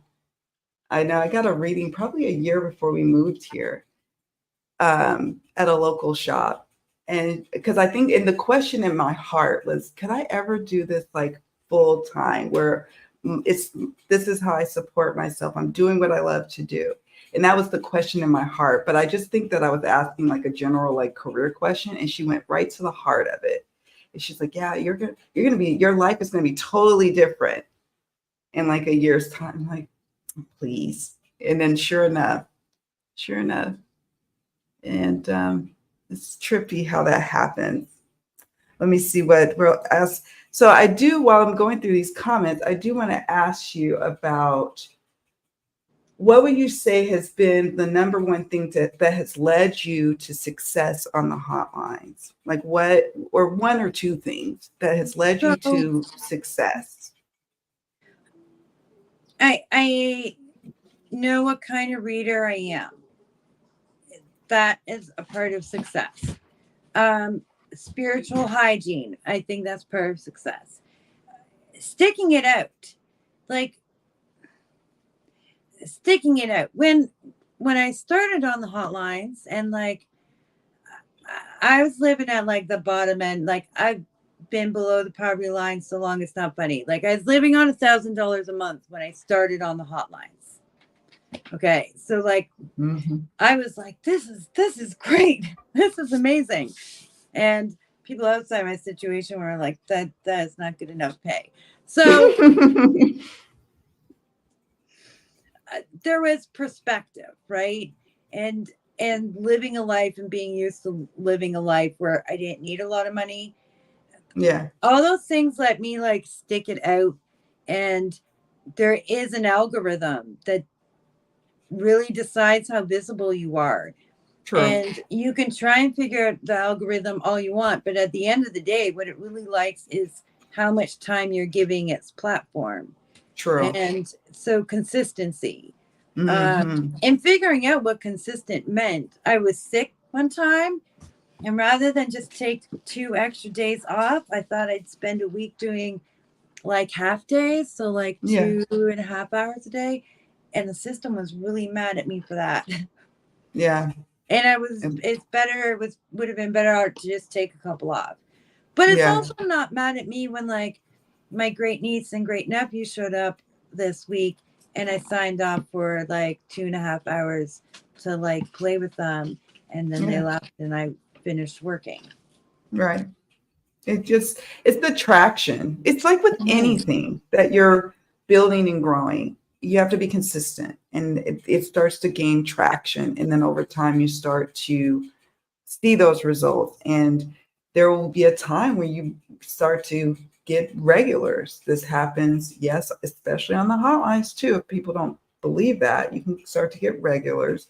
And in your private practice, you can get regulars, but you have to show up. And that's basically what the algorithm is trying to get us to do, is to show up and be Yeah, consistent. And then they show the ones who show up. they do. And And yeah, you have to expect to not start at the top. right.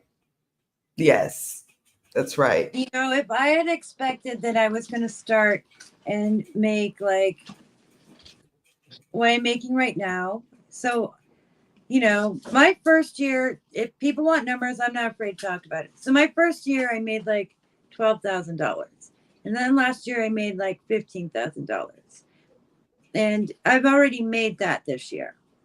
Hmm. So it So just keeps increment. It just year over yeah, year, the it first bit starts of to grow. growth was much smaller, but now it's like, um, Yeah. and I already made that this year, despite it's only 2 weeks that I've increased my hours. So Hmm. uh, Wow. it is about consistency and not expecting It to start is. at the top. And like Right. I occasionally get readings from other readers. I want to see Hmm. what makes those big top readers with 20,000 readings under their belt like that person. Yes. right? And I Exactly. look at the different profiles and see like how are you presenting yourself? And I Mm-hmm. still, my profile's very uniquely mine, but like how to clarify what I'm talking about and those sorts Mm-hmm. of things. Um, Yeah. It's like your market research. You're researching the other readers. And so that too is a yeah, process that's important. And that also, if you decide to do a private practice or you want to be on Etsy or anything, you got to look at what are the folks doing. And for me, I'm like, because I call myself a hybrid reader, I'm not always on the hotlines. There will be a week where I'm like on there maybe a day because I'm so busy with something else going on in my life. And then there's other times where I'm on there. So I'm not the perfect example because I'm kind of like a little doing this over here, a little that over there. But what I've seen is people showing up consistently. And that is, again, it's just with anything you do in life, in my opinion. I love what, there it is. Robin says, I've never met anyone respectful on a website. My last boyfriend I met in a hotel parking lot. No lie. I my did online dating and I met one guy I dated for a while and then I don't know. I'm glad I met him. I'll say that. But all the toads I found. my youngest child's father, who's passed away, we met each Sorry. other in an alleyway as like I was coming from the native center. He was Yes. like leaving his weed dealer's house to like go back to the native center. Although I'd already seen him there, and my friend and I had gone up to the bingo hall to like have our eyes on him. He was very pretty. I love I like that. men and pretty men. Yes. My main Uh, exes I went to school with. Like so I didn't, yeah, I didn't get stray very far from my inner circle. Both of my main, like my exes. Oh, that's interesting. My current husband, I went to junior high and high school with, and my ex, the father of my uh, sons, we went to junior high together. So, but I did try online dating. It didn't work out. Didn't work out. There was some creepy moments too. But I don't knock it because I understand people are busy and I've heard success stories. It just wasn't going to be for me. And that's okay. Word on the curve. Word on the curve. I like that so much better than word on the street.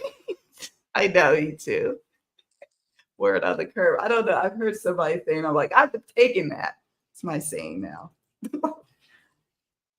So Robin's reflection said, I think it's about the way you say it. Personally, I make decisions on the spot. I never lie, but I don't always reveal unless I feel it's needed. Then I brace them before I say whatever it is. Exactly. That's what we were talking about earlier. yeah. Hey, Mm, Tom Benjamin. Hello. Benjamin. Okay. Thank you for joining. Robin's. I'd like to respond to what Robin said because Yeah. I had a client call and it was a mediumship reading, but like I felt his son in there right away. Oh, Wanted to know like about his son's taking his life, and I I was told right away not to reveal that his son was gay, and to talk about things around it, and we talked around it for a long time.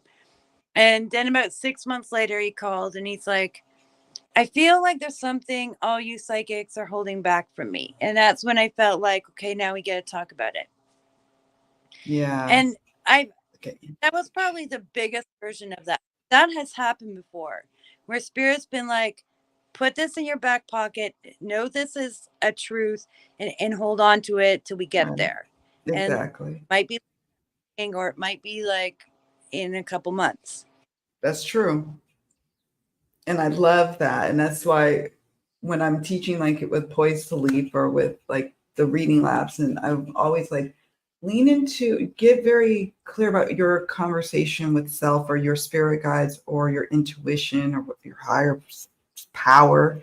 Because once you do, a lot of people they're concerned that they're going to get stumped in a reading or that something's going to happen where you're deer in the headlights. And those moments can happen, but when you have a nice foundation with yourself, your inner knowing, you're talking, whoever is speaking to you and informing you, they will carry you through that reading and let you know what to reveal, what not to reveal, and to just navigate that. That's for the client or querent's highest and greatest good. When people are coming to me, that's my aim. I want to be a blessing to them. I don't want to hurt them any more than but I got to give them the truth, because the truth, as they say, the old saying, will set you free. P.S. Beloved asks, what is the average length of time for your calls? What is the range of pay per minute? Is there enough volume to have as many hours as you want? Oh my God. Some people, it depends on who you ask about volume. For me, when I go on, I have volume. Go ahead. This is a great question. I really only had volume of calls during like peak hours, during certain hours, and I stuck it out, and now I'm about the same level of busy every hour. There is it's still up and down, but it's pretty consistent now. So my visibility was impacted by, there's certain times where the hotline's busier, but now I'm not impacted by that. Yeah. So volume changes the longer you're on it. That's right. Would be my answer to that. I forgot the because rest of it. You, like, if, for example, the hotline that we're mainly talking about, there's readers that talk amongst themselves, and they will say and lament that it's super slow. It's so slow. It's hard for me to earn what I'm supposed to earn daily. I don't really encounter that. And I know that there's a few factors that go into it, and there are going to be some days that are slow. It just is. But I welcome those days, because usually on those days I'm kind of like tired, or I'm itching to work on something, maybe edit a video or something while I'm waiting for a call, and I'm distracted. And then I kind of get distracted when the the client calls in. I'm like, oh, that's right, I was in the queue. All right, let me get ready for the reading. But let's see, average length of time for your calls. It depends. Many of the people who work with me on calls and chat, typing and call, they're my regulars. So we could spend anywhere from, 15, 20 minutes. Sometimes they can go a lot longer. Sometimes they're shorter. But the average for me, because I'm dealing with regulars a lot, is about 15 to 20 minutes on average. But sometimes they've gone to the... My average is...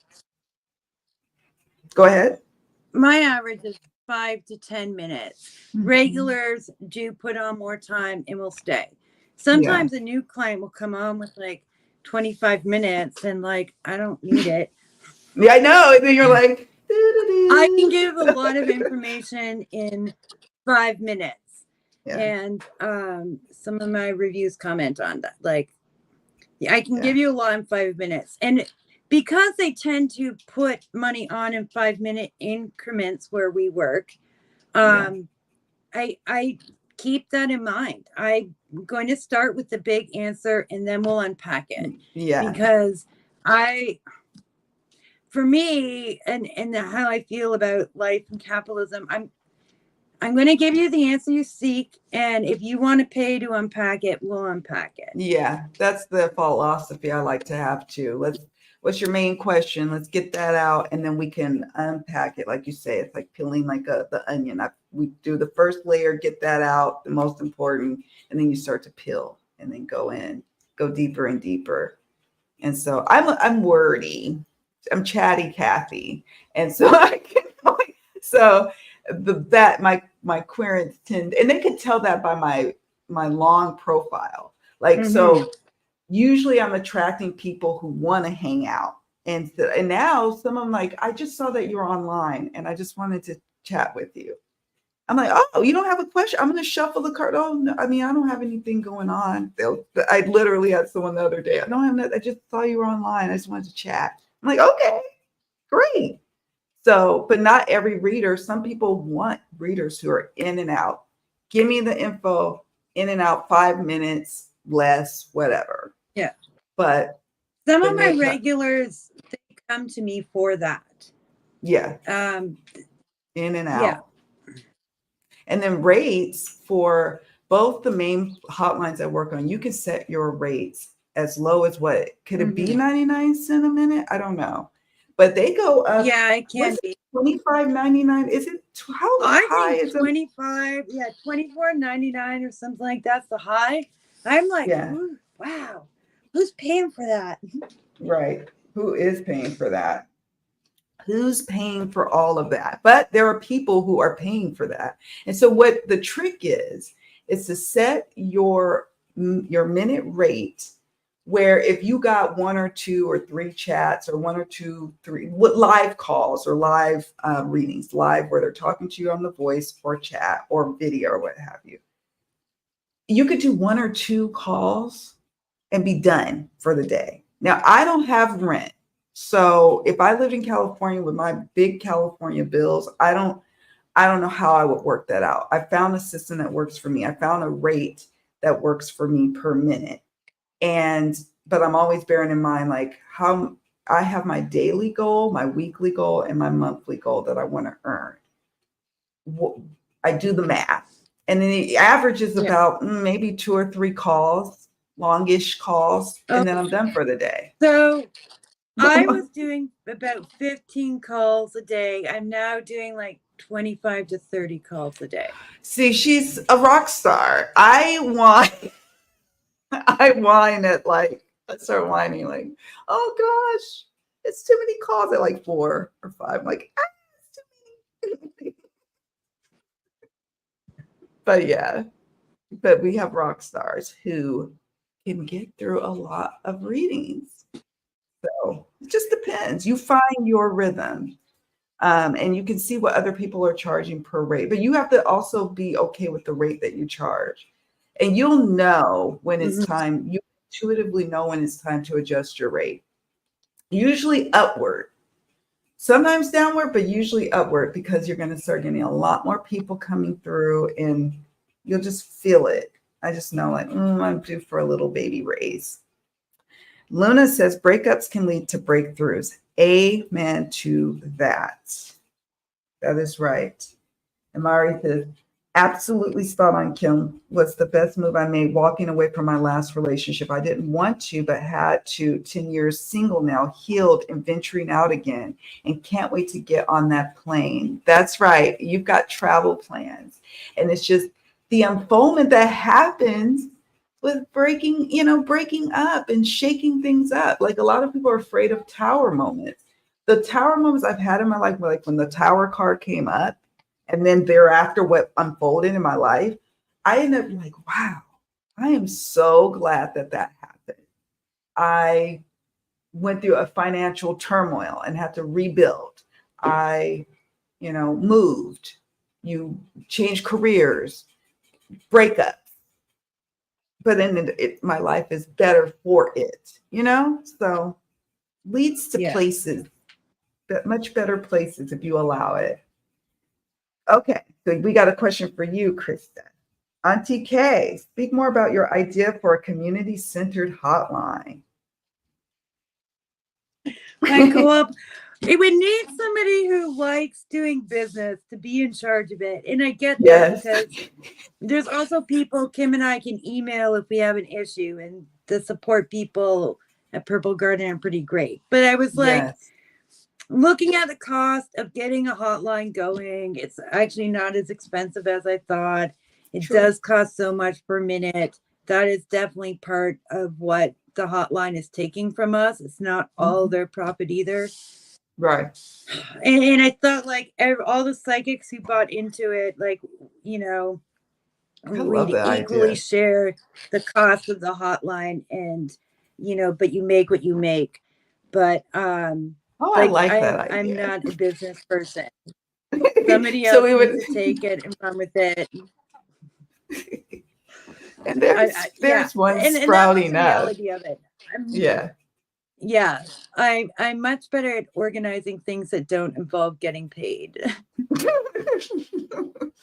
But I love the idea of it for sure. I Yeah. do. When you think of co-op, yeah, I Hmm. love that. Luna says, my sister's friend met her hubs on Craigslist back in the day. Hey, that was a thing. Okay.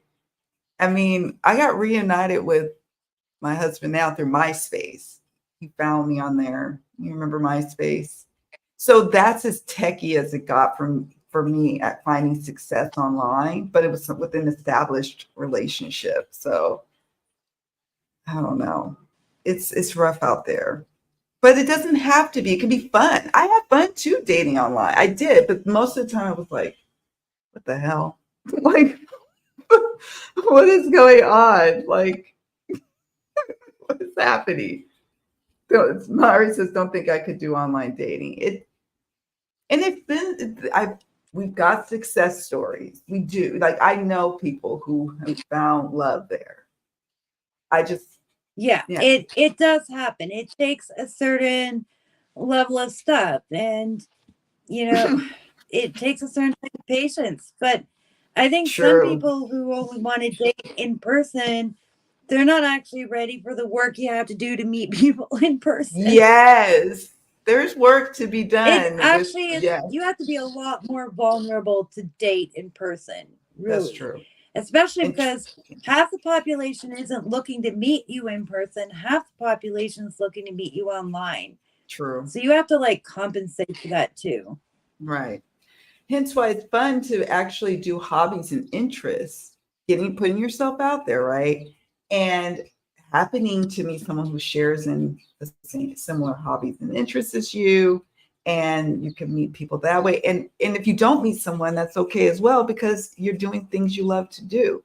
It was when Yeah. I stopped actively looking for love is when it came to me. And I hear that story over and over again. I'm traveling with my girlfriends. We're going away on long weekends to wine country. And I've, got a new place and I'm helping my sons decorate their room and I'm diving into growing succulents and just living life and enjoying it. And then here comes somebody trying to fit in.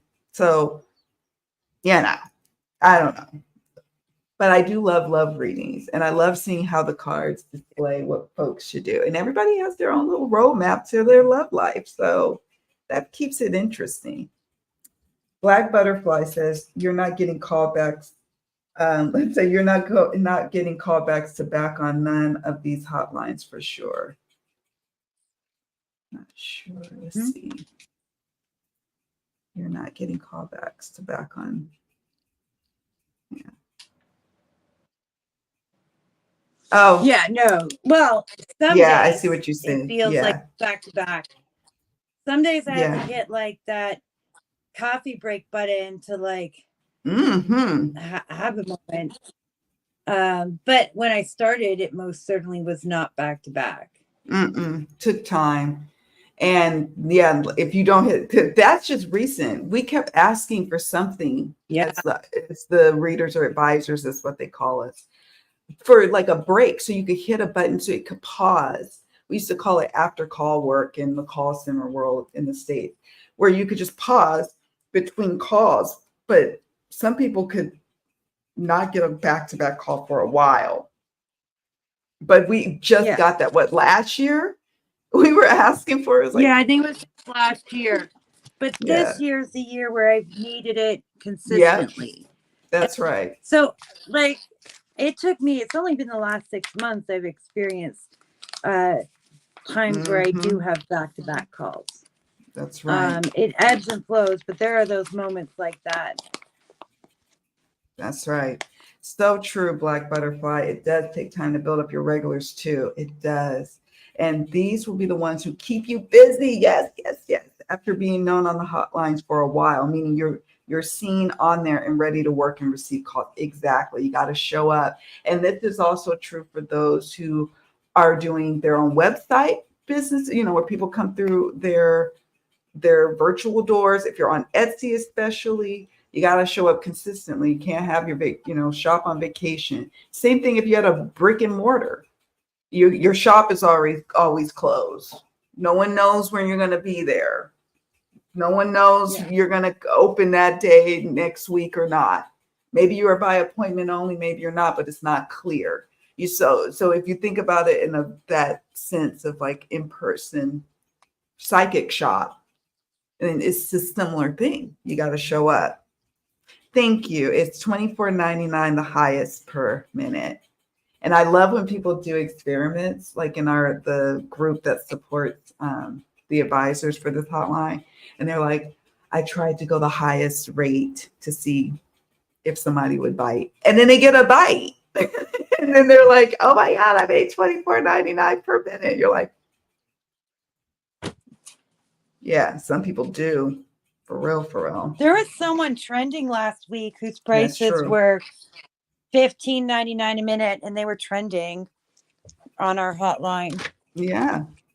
Yeah. So, and that also starts to play into your beliefs around your money worth, and that's why it gets it's a little gonna bit be more individual. Yeah. I put my prices at one point, and I started getting the type of calls I don't really like. Yes. And so I put this back so I can have more of the clients I like. Huh. That's interesting though, isn't it? Because at different rate points, there's typical clients that are associated with those rates. And Black Butterfly raises another great point. You play with your rates too much, you won't get calls also. So yeah, I usually just get it and set it. I look at my rates probably on an annual, maybe semi-annual, but usually an annual basis. I have like a Google Calendar reminder to just make sure I'm mindful of that. But usually intuitively you'll know. But I don't change it often. I don't like thinking about it too much. I find my sweet spot and then I keep it there. Because I like the clients that are coming through. If I find that the clients are a little like, what's going on here? Let me do a reading on this. Yep. Black Butterfly says your rate determines your quality of customer call. Do you find that to be true, Aunty K? I think it depends on like what you consider quality customer call. Like the people who are paying for more, it felt like when I was doing that private readings and like, middle class white women, self-help advice from like, someone living below the poverty line who's like indigenous. And that's another thing. On my profile, I put hints to my background that indigenous people have figured out, but I keep it at a hint because I also don't want all the people calling looking for a light-skinned woman to tell them they're going to be a medicine woman or that they were a white buffalo calf woman in a past life. And I have gotten some of those calls. Like it's occurred. But like being light skinned, that sort of person is way more comfortable talking to a native who looks like me. And I'm not going to be that for them. But I'm not giving you my culture. That's why I'm reading tarot. You can't buy my culture from me. So I'm really careful about it. Yeah. But I also have indigenous clients who are like, I'm this nation and you're indigenous too. And then I'll be like, yeah, and I'll tell them my nation and we'll talk. But I'm really careful about it. So for me, sometimes those quality, well-paying clients, like they're my nightmare. See, that makes sense though for what you said earlier. That's why I was tickled by this, Coach, because some people, they set their rates higher because they want those kind of they want those clients who want to do more self-discovery, self-help, and they want that. Whereas you're like, no, I need the everyday folk. I need the, these types of questions. So And For I me, I like a sweet spot in between. like I have a corporate person who phones me twice a year to ask me about like they're a music producer, and they ask me like, does client one have any addictions? Are they stable? Do Wow. they have a future? And like, oh, they'll ask me that like client 1 through 6, like twice a year. Yeah. That's the thing too about some of the clients. That's the other thing that people have this misconception that it's like, oh, it's, well, I don't know what people's conceptions are, but I can imagine like they have their ideal client who they think would call. But I've had politicians, like ministers, like a minister of like a mega church. I was like, Oh, you my know favorite me? calls are the women who are like, is it God's will? Is it God's will that I sleep with the married pastor of my church? And I'm like, why are you I don't know. Like, that's above my pay grade. Like, I don't know. Yes, I do But not yes, I've know. had like ministers and pastors calling where I'm like, man, if your congregation knew you were calling me, they would have a cow. Yes, right? Like, that's would be bad news, like bad I news. had And so, all was like from some reality TV show. mhm, Uh, I don't watch reality TV, but yeah, they were calling me for a while. yeah, yeah, I love this. The tower card came up on me. I suffered an injury, lost my job, waited a few months, and got a better job. That's right. Um, you know, it's all in how you look at it too. And if you get mired in just focusing on what is broken and what has fallen down in your life, you can't start to really actively participate in the rebuilding and healing process that follows, right? The star, the recuperation, the healing. So yeah, thank you for joining us, Thousand Pieces. I love love. Yes, Luna, we love love. And Black Butterfly says, I love the hotlines, lots of ebbs and flows, and now the algorithm, but it's a good place to be when it works as intended. That's true. Sometimes there's things going on with the algorithm too, and you're like, and it is ebbs and flows. And I think that's why I like it. I like the ebbs and flows. I lean in with them, but I think it would be different that if I lived in the States and doing this so as my sole income. And that's another thing. It's like it's important to diversify your earnings and your income, to make sure that you feel solid, because yeah, I made some drastic changes in my life to be able to do this where I don't have to like be like super scared like about the future, but I made some huge sacrifices to get there, but I'm happy about those sacrifices. Yeah. And I then have survival skills that like mhm, I know how to survive on a whole lot less than what I'm doing right now. So I'm going back to paying rent, but like, yeah, it yeah, depends you have to know who you are. You have to yeah, know who you are in capitalism to like figure it out. that's true. And you could be a But workaholic. We know like some then people somebody on say, there, yeah, that you could work, and you can make a decent, great living on it.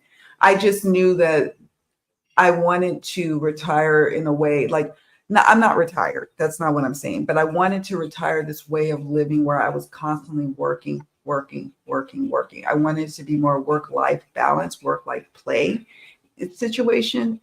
And you're always trying to strike a balance with this work, but that's part of my joy of learning about striking the balance. But I was so tired of the grind, commute to the train station, to work, back again, 5 days a week, sometimes overtime. I was just tired. Oh, let's see. yeah. Let's see. P.S. I think Love it. Oh, go ahead.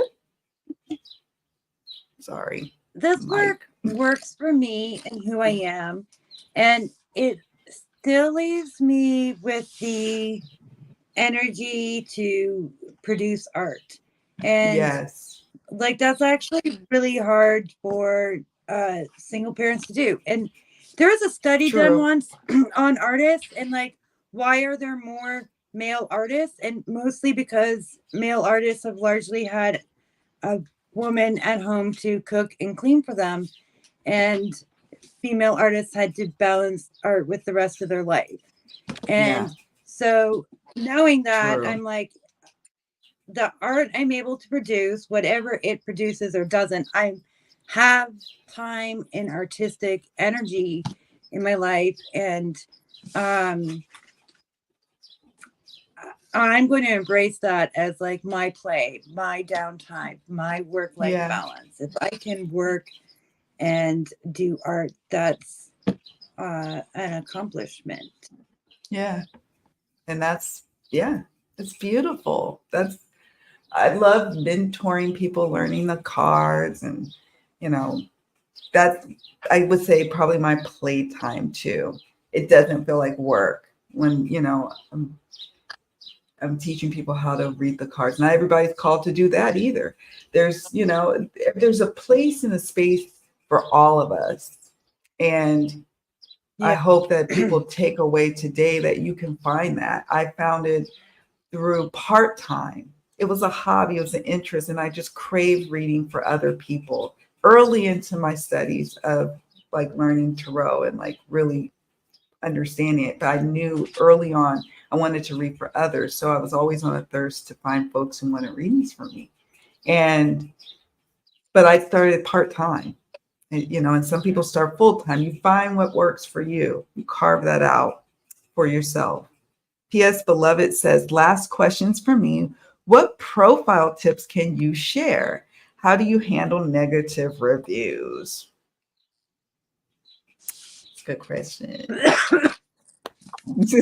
I Yes. They're going to see the first like 2 lines or so of your profile. So tell them something about who you are, your personality there. And then put what you can do and what you can't do. I put that. I also lay out my process because, at the end of the day, if you will have clients who want you to work in a certain way and don't want to work the way you work. Some people True. are upset that a name and birthday is not how I work, is in my profile. And I have had 2 negative reviews that complained that I asked them other questions and wouldn't just accept their name and birth date. And the site removed those reviews because it says in my profile, I don't use name and birthday. I am going to ask you at least 2 questions to situate where you're at, who you are. That's right. And So yeah. think it out and write it out. Yeah. Oh, and somebody told me the more you edit your profile, the more the algorithm likes it. So Yep. right below my like introductory lines, I have little icon emoji things. And I just change the Yes. center one every time I log on. Mm-hmm. Just to be like, Yeah. I updated my profile. Yep. When you But I mess, do yeah. update it. And I make Yeah. small updates because that consistency thing, I don't want my regulars to be like, everything on your profile was different. That's true. Like, you're always changing things around. Some people want you to change things around. Some people don't want you to change. Those are fantastic tips because I change mine on a weekly basis because what I do is I'll put my hours or like when I will be available that day. So you can update your byline. And so I'll put it like, oh, back. There's only so many characters you can put in the byline section, but I'll put back Thursday, July 2nd, let's just say. Because a lot of times in my reviews, they'll say, you're fabulous when I can get a hold of you. I you're gonna be on. So how I update, I have a calendar reminder on my Google calendar each Monday or Sunday night. I do it where I update my profile with my hours I plan to be on, or my days I plan to be on. I don't always know my hours for the day. I'm not really consistent that way, like I should be, I guess. But the days I know I plan to work on the hotlines, I'll put it up there, and that's how I change it.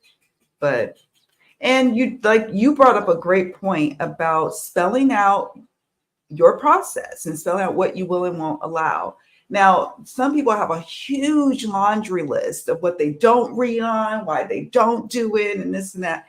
I don't I don't ascribe to that. I tell them my process, who I am as a reader, the the readings I don't really like to do, and I allow 1 to 2 questions for the 3-minute video readings. And you get one follow-up clarifying question for me. So I spell out what it is I do and don't do. But look at other people's examples. And like you said, they don't read the whole profile. So what's Only most some important, do. you put, Only some yeah, do. some do. Yeah, they'll tell you too that you'd be like, oh, you got all the way down to the bottom. Okay. Yeah. But most don't. Yeah. So they'll Yeah, just read the first few absolutely. lines. But Yeah. it's like your fine print. Treat it like your fine print. Yes. And in terms of negative reviews, like a lot of your negative reviews are going to be people who didn't want to hear no. And there's no way you're so perfect you have not come and given a bad reading. So sometimes you're going to earn your negative review. Yeah. That's a good Like way of putting everyone it. has a bad work day. True. And you're allowed, you're allowed to have I a bad work. learned in my first 3 months to sign off if I was tired, because I got 2 bad reviews in a day, like twice early on, and I was like, oh shit, I was tired. Yeah. And scattered energy. I think one of the times I got the bad review, it was during a sale, and I was spent by the time I got to her. I think she was the 13th reading of that day. And y'all know, I'm like, after the 4th or 5th reading, I'm like, woo, I'm tethered. So by the 13th reading, I'm like, I'm halfway through. yeah, I'm like, I don't even know. And so sometimes you earn that negative review. You take it to the chin and you keep going. And the adage is, what you do is you bury that reading by doing more readings, and you get more good reviews. It's always a teaching opportunity too. And like you got some reverse because you were clear in your profile, which is your fine print, like you said, your policies, if you will, of what you will and won't do and what you need for that reading. And you were able to get them reversed. So there's that part too. So my 2 favorite negative reviews, one got removed because the client was really upset that I did not foresee in their future that they would be the next Byzantine emperor. Oh, Lord. Woo! And glad you got that client. I'm like,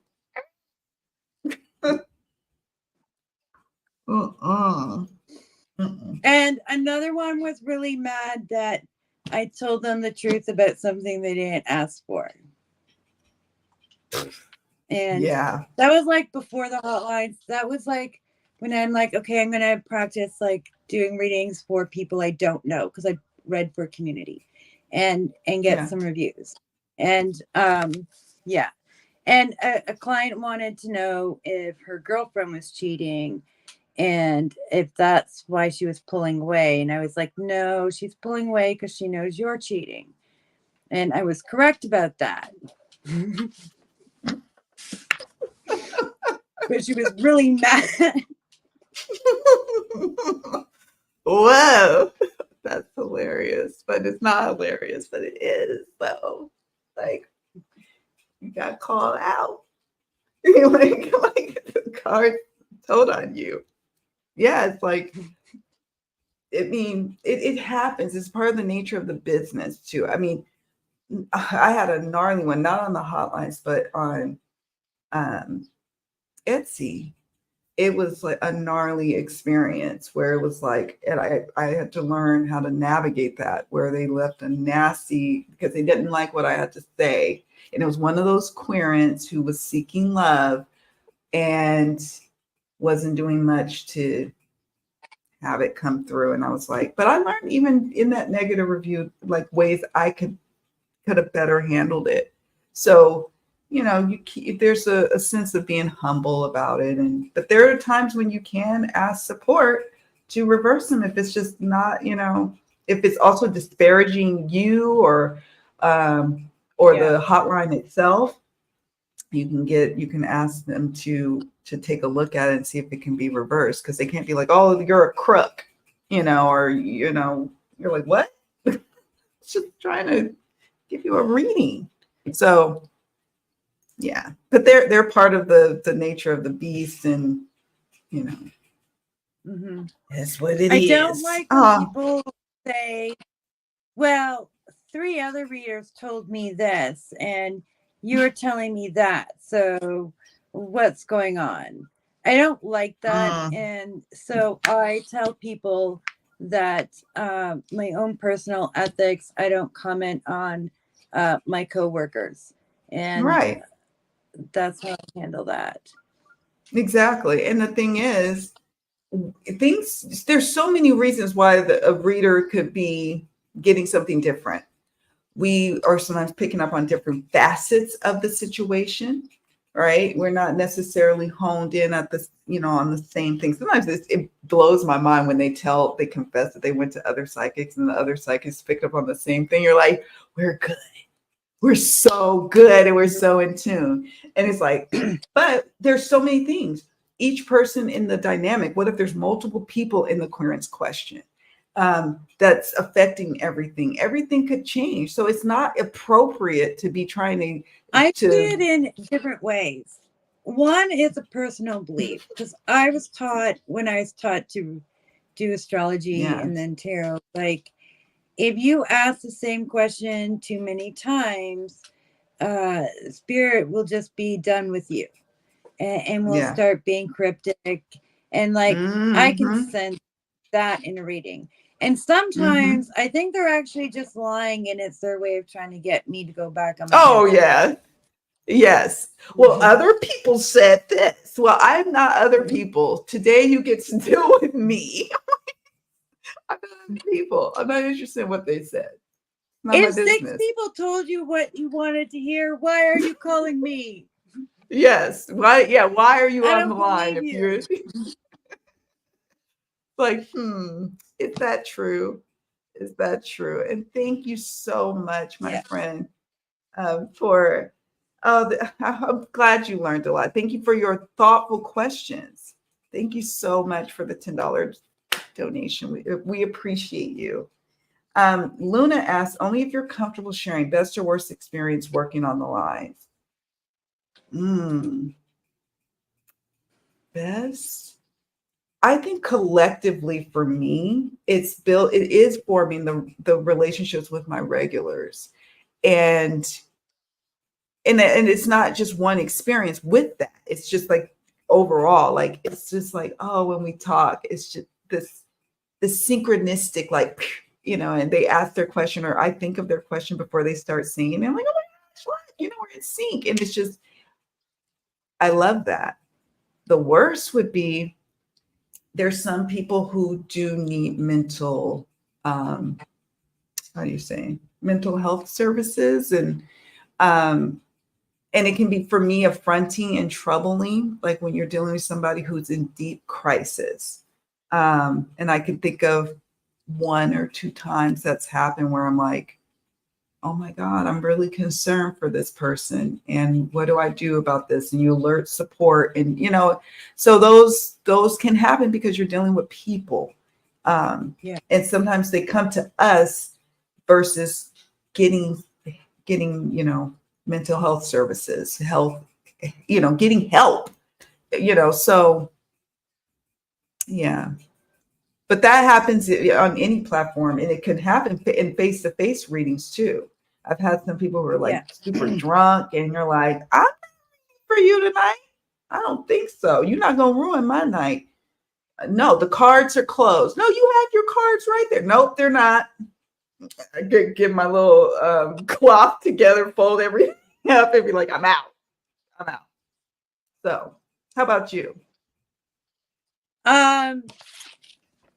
I really enjoy the energy of it and talking to people. I of course prefer clients who are there to listen. And those come in varieties. Some people might sound like they aren't there to listen, but they are.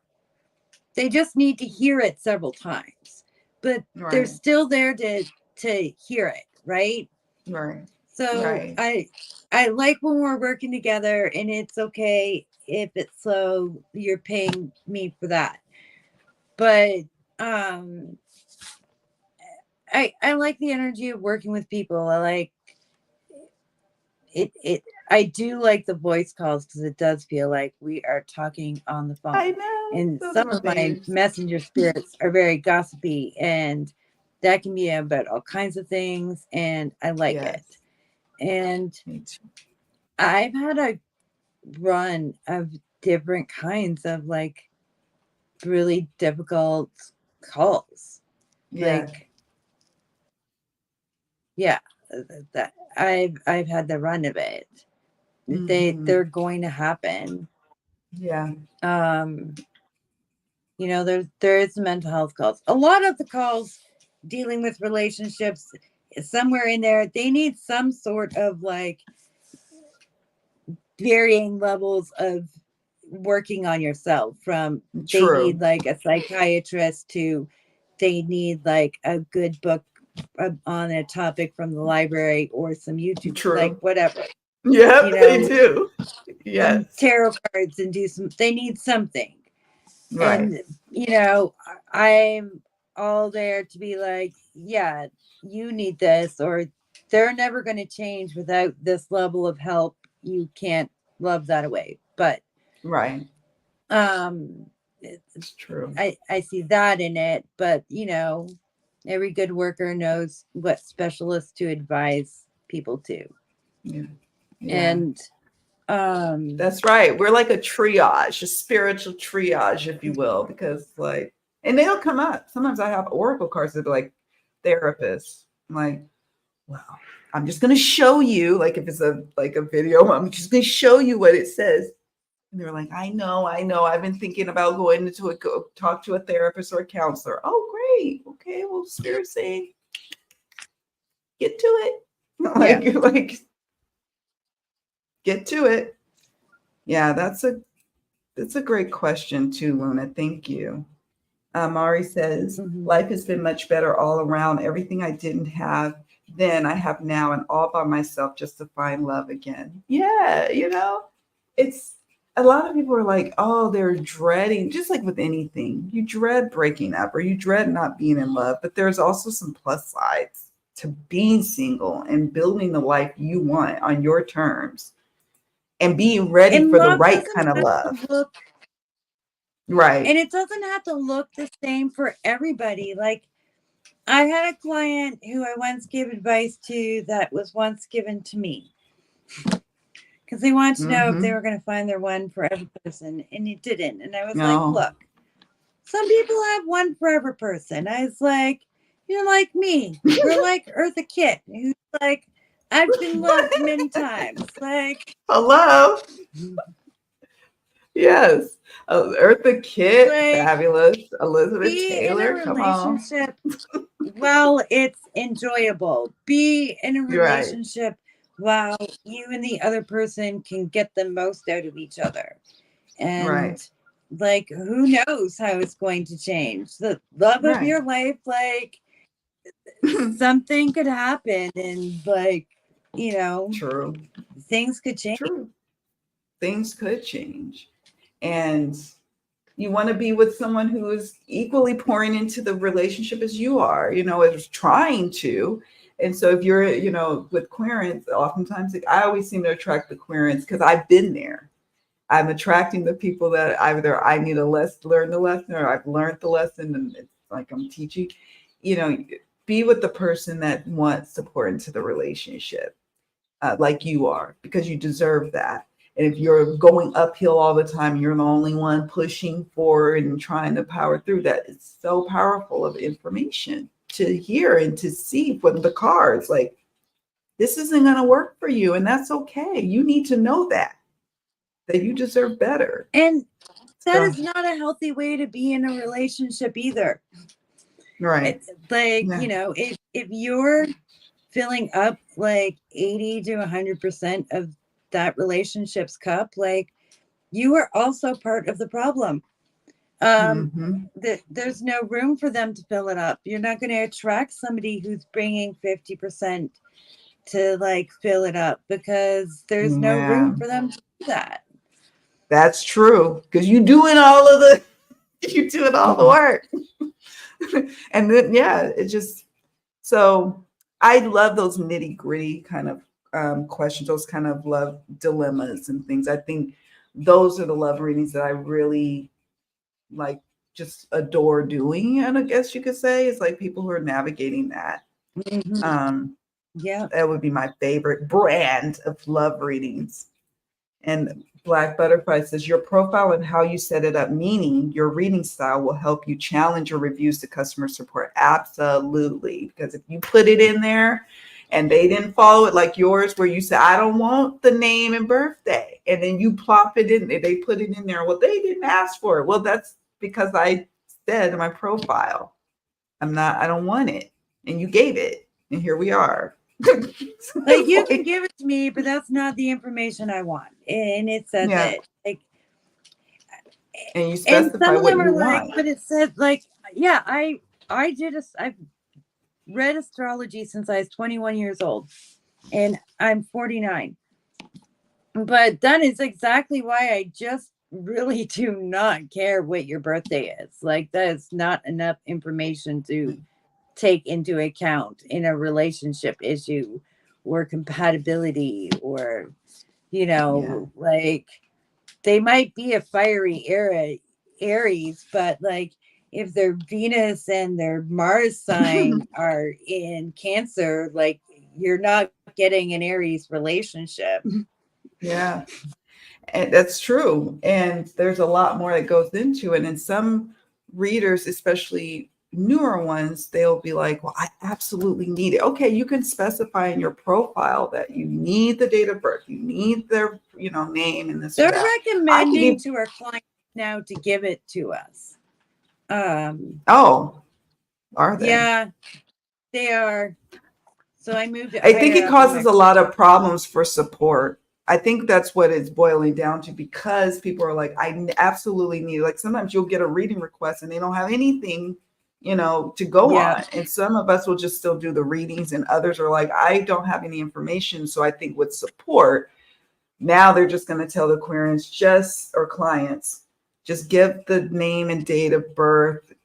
Just do it, because it's causing us too many headaches. Because there's actual people who are working in support answering all the complaints. There's like a handful of them, and if that. So I can imagine it causes problems on the back end, but me personally, I don't need I don't need their date of birth. Sometimes I'm like, give me their initial if you want, so I could just be able to, like, if you're dealing with two guys, you could just give me their initial or their alias that you want to call. I don't need all that. It just helps me if And I'm it like, varies. oh, go ahead. And it varies on your gifts, right? Like, True. I'm very much somebody who's claircognizant. I have spiritual knowing and understanding. It's why I've done so well in school and academics. Like, I just know shit. So giving me information, like some meaningful part of information, it's like opening things up. So you have to know, like, what opens it up for your mind. What does your mind need to, like, unlock the answer pretty quickly? True. And on that note, like, I use cards, but sometimes the cards are only a key. Like Yeah. I shuffle the cards, I deal the cards, and I don't even look at them. They're just Mm-hmm. the action is like unlocking a door and coming inside. True. True. I like that. I like thinking of it like that. Yeah. And I'm questions based. So I tell my in my profile and also just in my process if we're chatting, like I've been starting to get really into chatting, typing, um, that medium. And I'm questions based. I love when they ask a question and then I get the cards and that's, but not everybody operates like that. And we have folks on there who don't use cards or tools at all.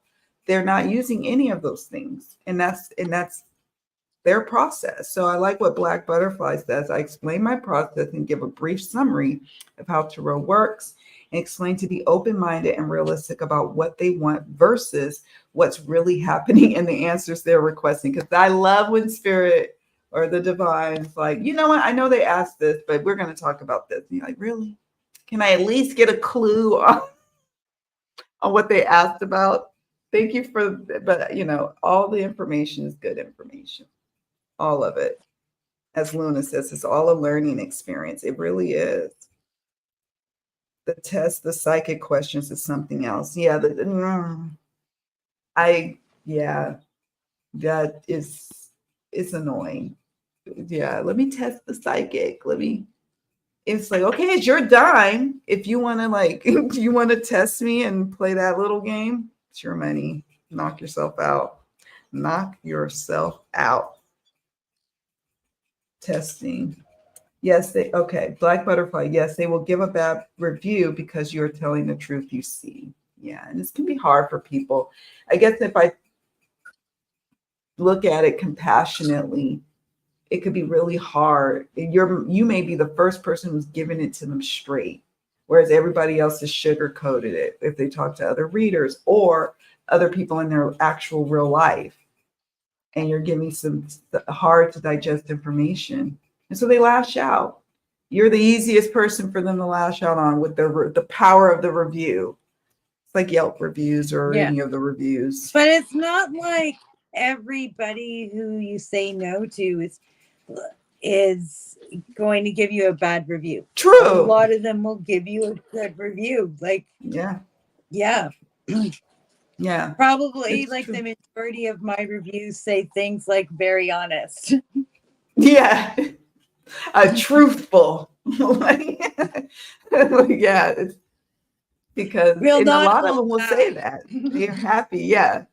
Very one person the bad review I had on Etsy, she was like, her words cut like knives. I was like, really? I thought I was the most compassionate person. And I was like, I am an Aquarius. And I love Queen of Swords. That's like my art, like my archetype. I believe in my mind. I'm like, dang, I wasn't trying to cut like knives. I was like, no, I'm just telling the truth because I want you to get what you want. You want love. In text, I try to add in words like unfortunately, because it's even harder to come across as like, I'm trying to be nice here. Or I'll be like, from their perspective. Yes. they're the way they see things. And I always do we, like language. Okay, let's look at the cards that we got, shall we? And I like it like we're in this together, and like if like, oh, now this is interesting. We've got the Ten of Swords. Okay. Let's see what the Oracle. Ooh, other loves. Okay. And then sometimes they'll chime in like, oh my God, I knew it. I'm like, oh, I just said Ten of Swords and other loves Oracle card. Okay, here we go. So a lot of times they're doing the heavy lifting. I'd love for my querents always to think that their intuition is very much a part of the reading process as well. It's not just me all knowing. It's a collaborative reading experience with them, and they sit and see things in the cards, especially if it's live or they hear me say something like, "Oh my God, I know what that means." I'm like, "Oh, okay." When I see cheating in the cards and they haven't asked about it, I go in there. I will like see if we can move towards that. Yeah. and if they want to know what they do know, because some Yeah. people don't want to know, and No. like, And I don't want to break I it to them. yeah, Especially if sometimes I they don't didn't want to ask. know, like, yeah, if they didn't ask. It's hard even when they ask because it's like, oh God, you don't know on the other side. Like when guys ask, if they're, first of all, if you're asking, and this is just me as a logical person thinking, if you're asking, that means there's something about the situation that's making you ask already, right? And then a guy asks about, is my wife cheating on me? I'm like, oh, come on. I don't know. Some readers will not read on that. They will not go there. They put it in I their profile. do read on it, but I do too. something that is not in my profile, but I have not got called out on. For if men are asking about cheating and the person is cheating, I tell them I won't help you find them.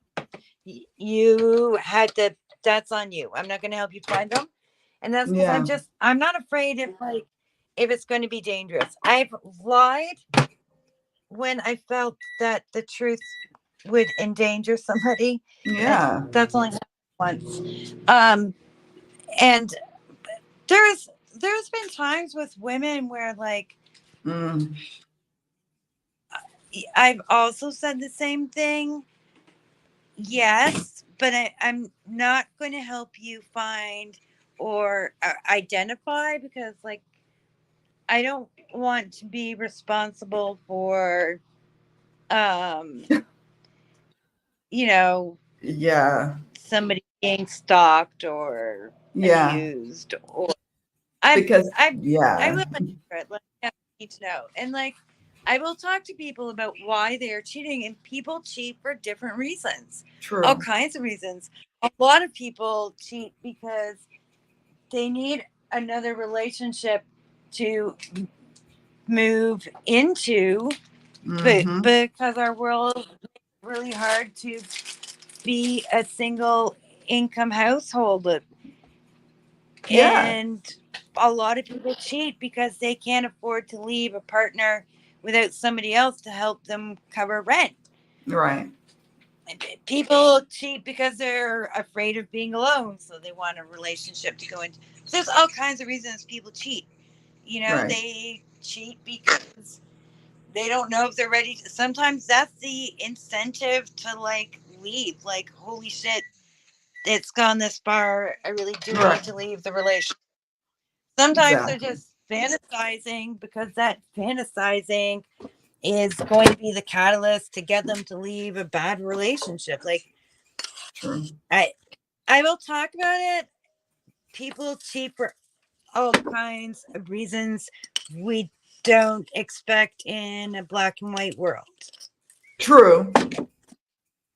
And with the whole blocking thing too, it's like, God, you are blocked for a reason. Now, my kids, my young adult, or now they're actual full-on adults, and we were having a big old chuckle the other day about the culture of block culture, where people like a block in a minute. But back in the day when I was actively dating, we weren't really blocking. We were laughing because it was like, what do? You take the phone off the hook, or I'm not that old, Yeah. but like you don't you Yeah. now you could do call forwarding, you could block, you this or that, but now it's like very prevalent, like, oh, I don't like you, I'm blocking you on all social media profiles. So it's a different kind of Yeah. um cultural implication, and then people take you, you're no It, longer blocked, and then you're blocked, and you're, so it's this whole thing. And so the generations were talking, we were like, yeah, it's a different world and there's about. different levels to it. There's times where True. I'm like, just block them. Just You're block right. them, because you're gonna keep going back to this person. Or just Mm-hmm. block them Delete their number. because like, you know, they're they're not gonna leave Mm-hmm. you alone. There's so many sides to it. Yeah. Mm-hmm. But Mm-hmm. It really is. It really is. And then Yeah. there's the people who block and unblock and block and unblock. Yeah, I love this. Robin says, why are people like this? They always want to ask questions that they know they don't want to know the answers to. Not your fault. She got called out. This is the cheating story. This is the cheating story. Well, why? Why is she doing this? Because you're doing it. You're cheating. You you're cheating. Like, hello, that good old Queen of Cups. Gotta love her, right? Let's see.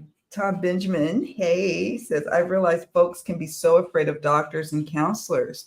So they'll go to a reader first. Yes. They feel safer, maybe even more heard. And so I'm more liberal about certain topics that I used to be. Exactly. And we start to evolve over time as readers, understanding that, because we could be their first portal into exploring something, right? We could be that first door, Yeah. opening it up as they get ready to go in, and go deeper into a cave. I like to picture in my mind, and they're going in, but we're that entryway, that entry point. So I am more flexible. I know some people are not flexible at all as readers, and I understand you have your boundaries and you have what you can and You can't, have or to know what what you're you're good willing or at. not willing. Right. Yeah. Yeah. You have to know what you're good at and where can you give advice and where can't you? Like, and Mm-hmm. I think on that, like, I think it's important as a reader to constantly educate yourself so you actually understand the intricacies of what's going on behind those cards. Like, you Exactly. know, That's I, true. I think that's really important also. And Mm-hmm. and then in that knowing what you do and don't understand. That's right. That's right. Oh, I like this. Yes, beloved. Agree. Tom Benjamin agree. Readings can be the spoonful of sugar that helps the medicine from doctors, judges, employers, self, shoot, police, and all go down. Oh, but it's true. And when you think of it in that way, where it's like, I'm here to support you. We're in, let's do this reading together. I'm here to support you. It feels good. And I think that's why I continue to show up at my reading table each day, because I recognize that some people aren't, maybe they had terrible experiences with therapists. I've had some terrible experiences and some amazing experiences with psychiatrists and therapists and whatnot. And so I just am empathetic to the person who may just don't want to talk to them right now. They Well, need to that's just why I talk. sometimes also suggest things like where you might find that advice outside of a therapist, because some people Mm-hmm. also just aren't going to be able to afford it. But True, the consistent, yeah, but then they spend yeah, a but buttload like, on you readers. can go book on this and a book on that, and there's like a book I recommend sometimes to like folks who are struggling in polyamorous relationships. I'm like, Yeah, there's some good true. books on that. That's right. And being well versed in that, or different cultural beliefs, like where I have a lot of clients that come to me where it's the polygamous culture. Not now I'm not talking about the, like in Western, like Mormonism, that now I'm talking about Yeah, Eastern belief systems. yeah, And so being, um, aware that there's different people from different walks of life coming to you for readings, and keeping an open mind, but also making sure that you're kind of like open to that. So studying, we're always learning and studying, probably as readers too. People are our interests. People are interests. And to that end, yeah, the reason why I think that people should get away from like shunning like hotlines, as a means to connect readers or psychics with clients, is because sometimes those clients, they wouldn't get a reading otherwise. They see an ad on YouTube and they're like, oh, this. Have you guys seen the Kasamba ads? They're like blowing my YouTube thing up. I don't see Keen. I don't see any of the other big players. I think I saw one Purple yeah, Ocean one, but Kasamba's like constantly advertising. And so, but that's their ticket. That's their way to get some psychic help. And then eventually they might get a reading in person. Who knows? But don't knock that.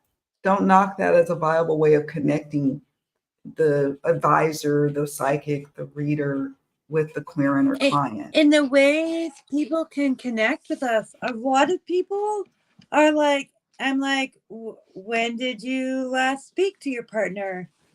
He's in the other room. And they're like talking to me on text, right? Yep. And like, they are in the middle of figuring out the situation right now. And they certainly, like, they want help right now with the situation they're in. And they don't want everyone around them to know. And that's why they're utilizing like the text format. And that's fine with me too. You know, they're like, I can't, you know, talk right now I have out loud. One where it's like, I'm on a date right now.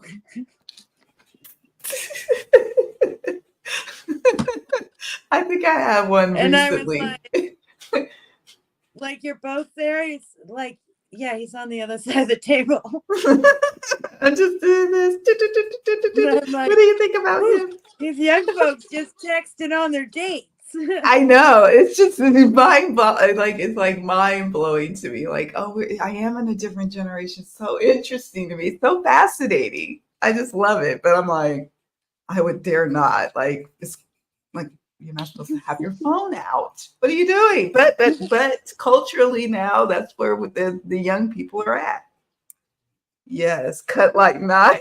Luna, I know she said it will. That review will always linger in my mind. That she said that my words cut like knives, and that comment, and maybe she knew that was going to hurt my feelings because it did. I was like, because I aim to be not like that. I don't want to come across as my words cut like knives. But there she was calling me out. I'm like, oh man, dang. Okay. Did it cut like knives? Thankfully, that was an Etsy reading, so I had it recorded. So I went back and listened. There's one area where I got a little sassy. So maybe that's the cut like knives part. I do get sassy with some of my clients, especially some of the regulars. Yeah, you know. Yeah. And one of them, I know she calls me for that. Black Butterfly, I love this. You got in one of your reviews, I got, if you don't like honesty, don't go to her. Yeah, that's the biggest compliment you can get. It is. And I like it even more when they do it in a positive review. And a lot of them will. Yes. They did want you to be brave enough to trust that they wouldn't give you a bad review for telling the truth. The majority of your clients want you to tell the truth. Exactly. Or this guy I saw on a review, like this lady, or it's another platform I work on, and they have their own advisor platform, not the Facebook page, but like its own platform. And she shared a review from a guy that we all had, this guy. And he said something to the effect of, I didn't come here for therapy. I came here to know the truth, and you're giving me therapy. And I was thinking to myself, dude, with my readings, are they coming across as therapy? And I knew what he meant because I had him as a client before. So I knew what he meant. And with him, I just give it to him straight. I don't even use cards. I just tap in or whatever. I just say, like, you know, I'm like, he's like, is she ever going to change? Sir, not for the foreseeable future. I'm feeling 2+ years or more. What? Yeah, get it out. Yes, it's going to be a long time. And he gets it out and then he moves on. But I think they will go into, sometimes readers, they want to help so much that they do volunteer some information that could come across as therapy. But he had me weak. I was like, he don't want therapy. He didn't come to you or us for therapy. I'm like, okay. I had a client who wanted to know what to do about a situation.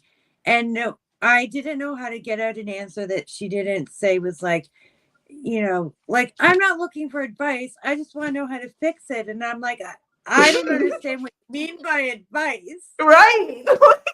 It's a delicate dance. Like, part of the cards that is what you're getting. She wanted advice that was like reassuring that she was not the problem. Right. You're like, okay, let's see how we, and that's when I really lean on, like, sometimes I have to do a reading within a reading, like, Spirit, what do I really need to know or deal with this in this situation? I pull a card real fast, a tarot card. I'm like, okay, I know exactly the direction. They only want surface level. We're going to start there and then we'll go as deep as they want, So I'll pull a card like just ahead of time. That's not a card I necessarily share with them. It's just for my information only. But yeah. I mostly do Lenormand readings with a grand tableau. Okay. And I will often read the first 3 cards as like what I need to know or why they're really here or what are they not telling me. Yes, it's a good one. What are they not telling me? What you're not telling me. You could do it with Lenormand, you could do it with Tarot, you could do it with Oracle. Yeah. But I'm always fascinated with what systems readers use when they're working the hotlines or when they're doing professional readings. Like, what are their go-tos? I'm loving. I'm gonna be right back. Lenormand as you share grand tableaus because, like, we can answer your love question, we can answer your job question, we can talk about your social life, we can look at, the past, where the past section, the crossroads section of the Lenormand, what's going on there, what are your different routes you can take. And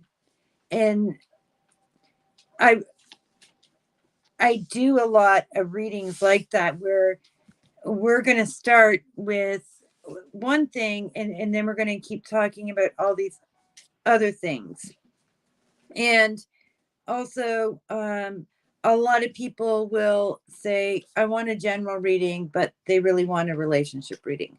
Or they're asking about a job, but they're about to hedge into the relationship reading they actually wanted to ask about, but were embarrassed to be calling you for. And so I don't have to re-pull cards. It's already there. I can answer multiple questions. And that's too much information a lot of the time for the 3-minute uploads we have to do, but it is really great for the other types of calls that I get where we are going to talk about a whole bunch of different things, or we're going to talk about multiple people in the client's life, and then using the court cards in Lenormand, I can, situate these other people in the reading and in what areas they're impacting their lives. So unexpectedly, yes, Lenormand is like, I use Lenormand for the majority of my readings. Actually, 80% of my readings, I'm using 2 of my decks. And it's like these 2, my Brown Witch Lenny, this way. Let's see. I was trying to show this one, my Brown Witch Lenny. I was trying to show. I'm sorry. Hold on. I was trying to have you show him. Okay. There we go. There we go. So my Brown Witch Lenny and my playing card deck that I'll make available in a bit. And I use this one mostly for jobs, or we're going to talk about all your colleagues, or we're going to talk about all your neighbors, or we're going to talk about all your adult children. And then the Lenormand is, we're going to pull a grand tableau, and I can answer questions and 5 different questions in one pull of the cards. So nice. I love that. Yeah. And so it just fit the hotlines really well. I've heard that a lot. That it does fit. And some of the teachers or mentors I've had have said that as well. So don't feel like you have to do only tarot to get on or be on the hotlines, or to have success, because that's just simply not true at all. As Yeah. our Aunty K is a true testament of. Let's see. If the cheating conversation is unavoidable, I tell my client not to take it personal. Yeah. That's true. I'm still trying to block people in real life. Just kidding, just kidding. Yeah, the block conversation. Yes, you have to be very open to unconventional lifestyles to be in this business for sure. Thank you, Black Butterfly. That is so true.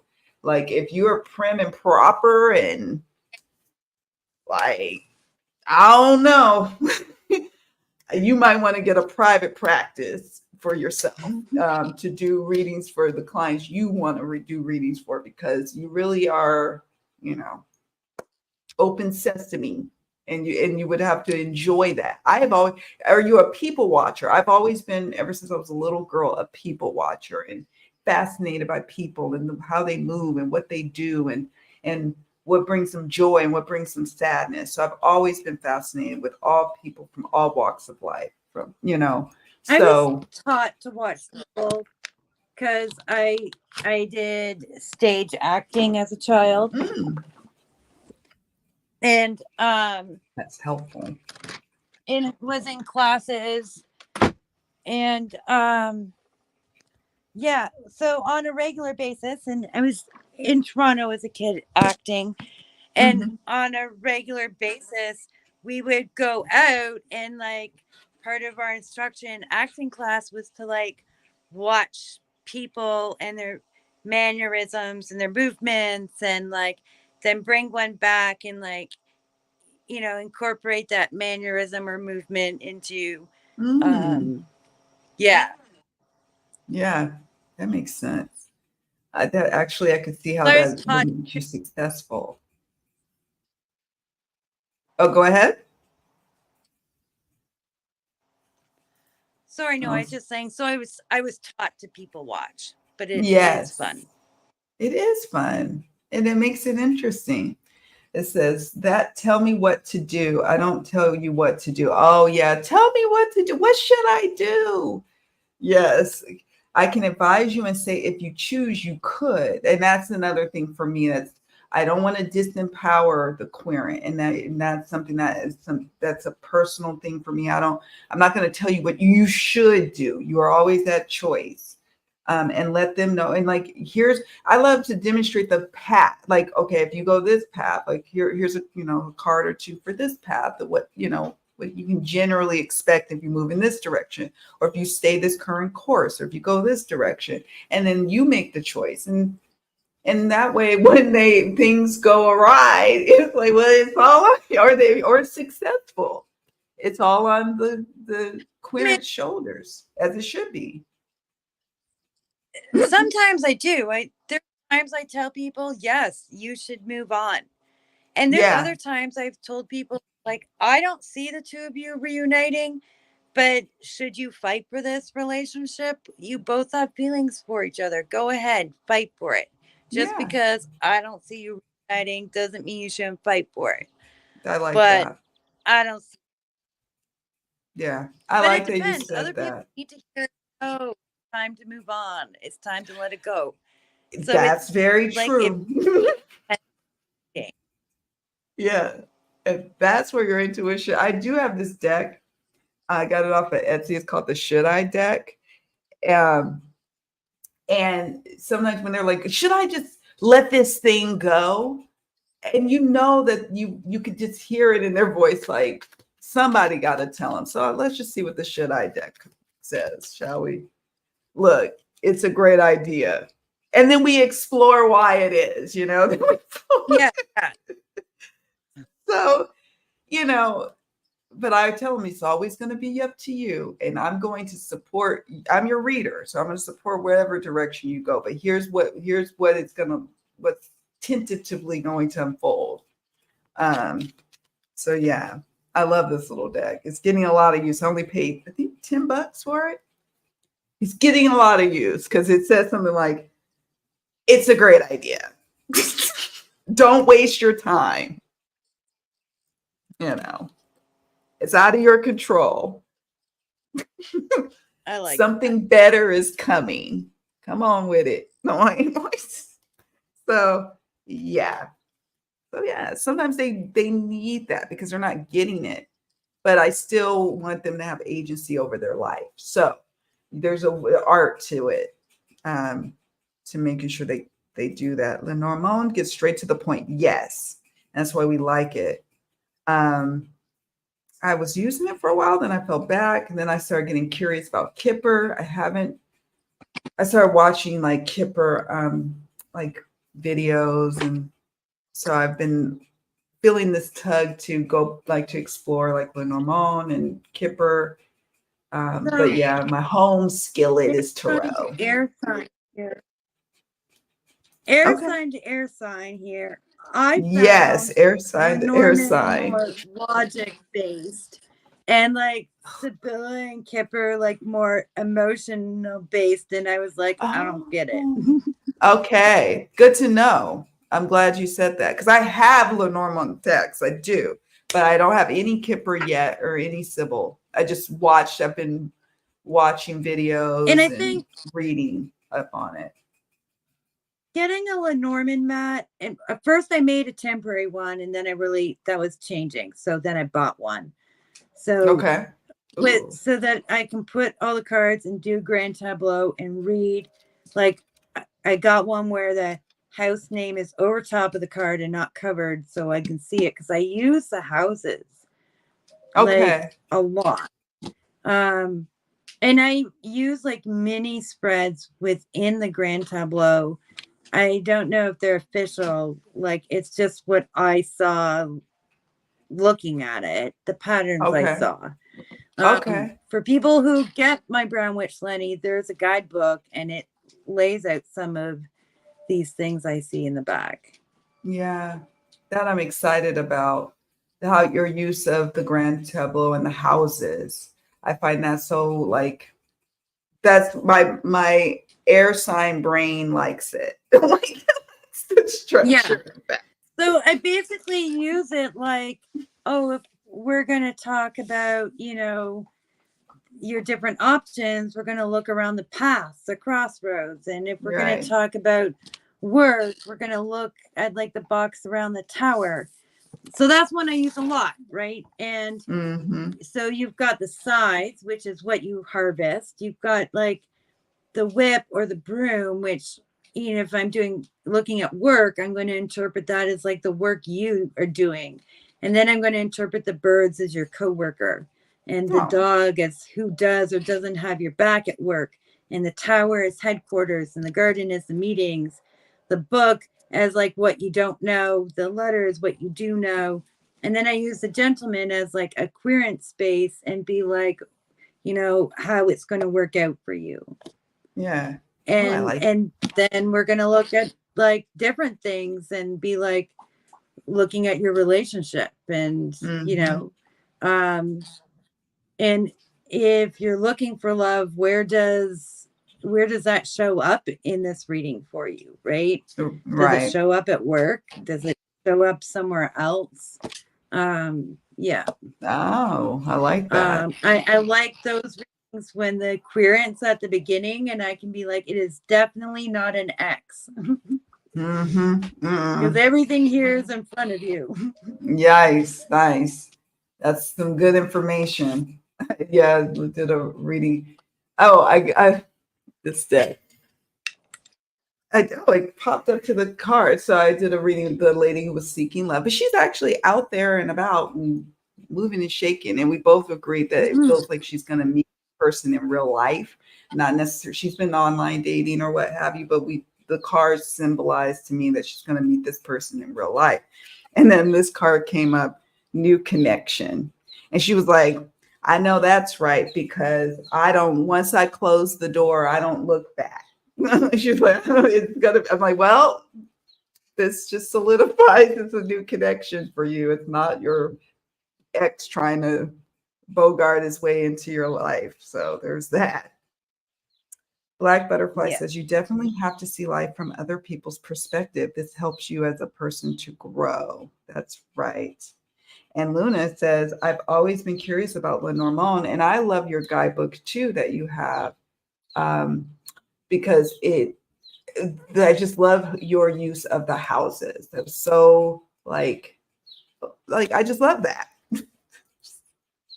And I love that you shared about your process in doing your Lenormand readings. I work with tarot the majority of the time. That's my go-to deck. Yeah. So my home system is tarot, if nothing else. And then I add on Oracle, because y'all know I have way more Oracle decks than I do tarot. But that's because I'm just really kind of picky on the tarot decks I'm going to use. So we've been on here a while. You saying? I've had Lenormand years ago and kind of gave up on it pretty quickly. But then when I went on the hotlines, it just like was like, this is what you need. Okay. And I just learned it in practice. Which is also how I'll read a new deck. I just throw it on my table right away and see how it goes. But that's also how I learned Lenormand. Like, I was like, I'm just gonna read with it. Then we're just gonna do it.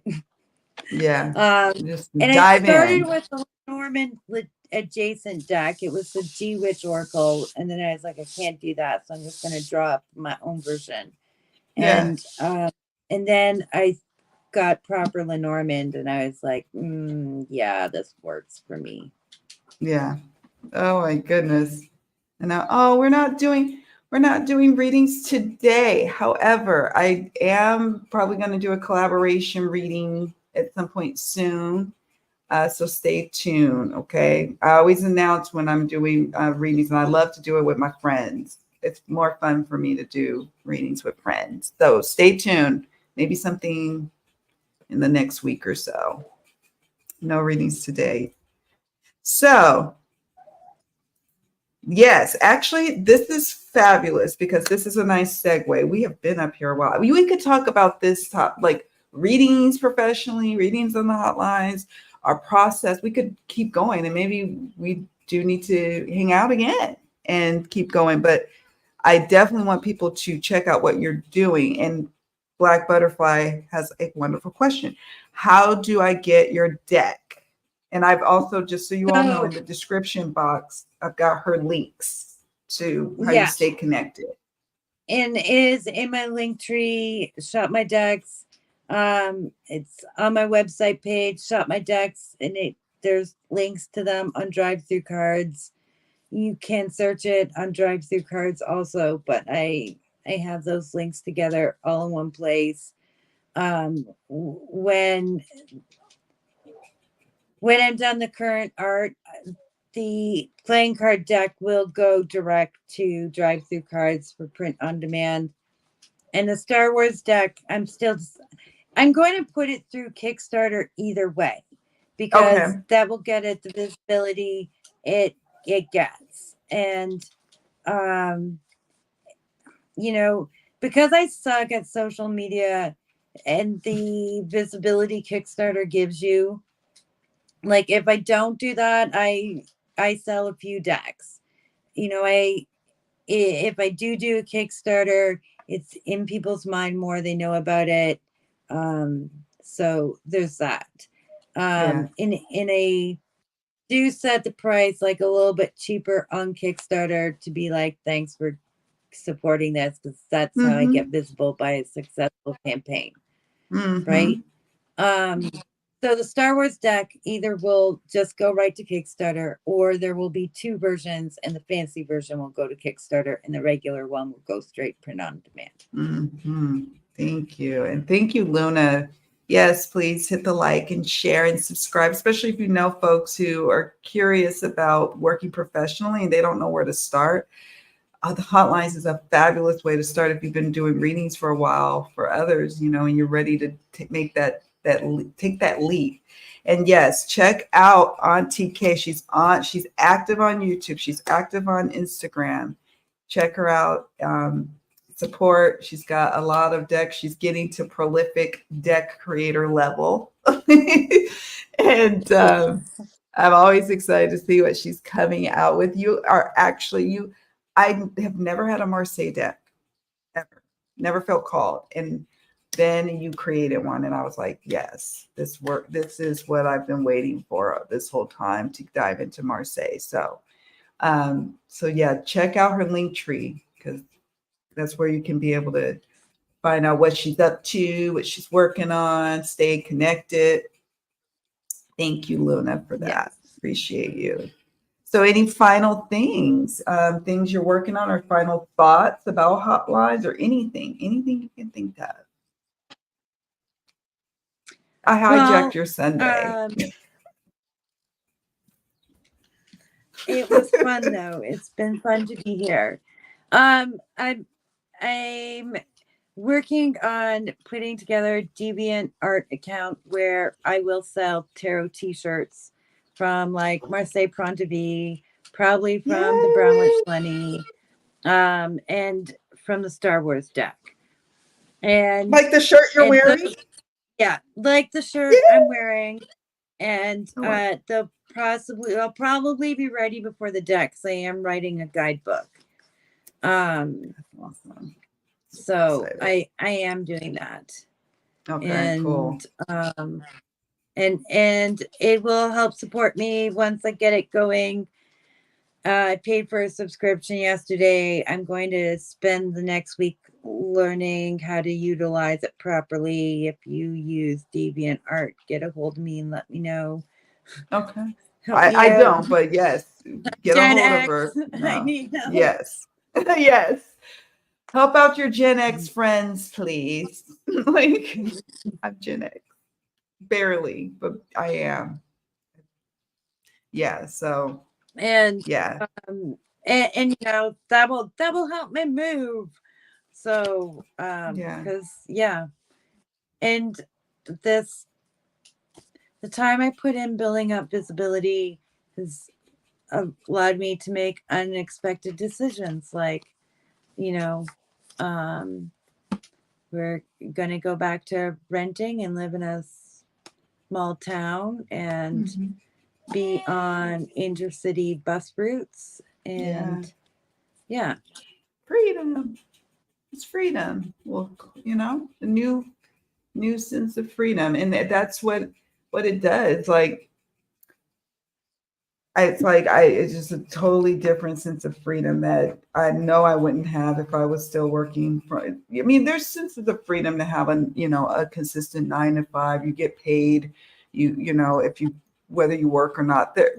Don't get me wrong, we can thrive in that environment, but I was starting to wilt away. And right now, this season in my life, being a reader the way I do it, through the hotlines being one of the modes, it works for me where I'm at in my life. It gives me a sense of freedom, you know?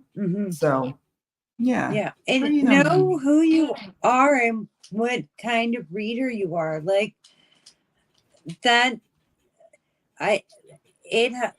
understanding who I was as a reader, and in that helped me be the best reader I can be. Like, I know who I am and who I'm not.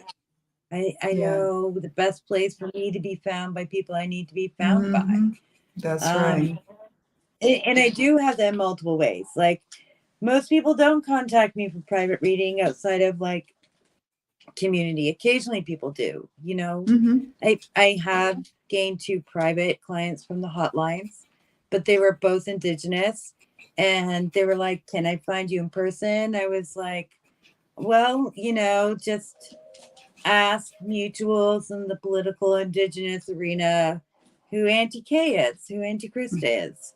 So that worked out, which was fascinating as well. But yeah, know who you are.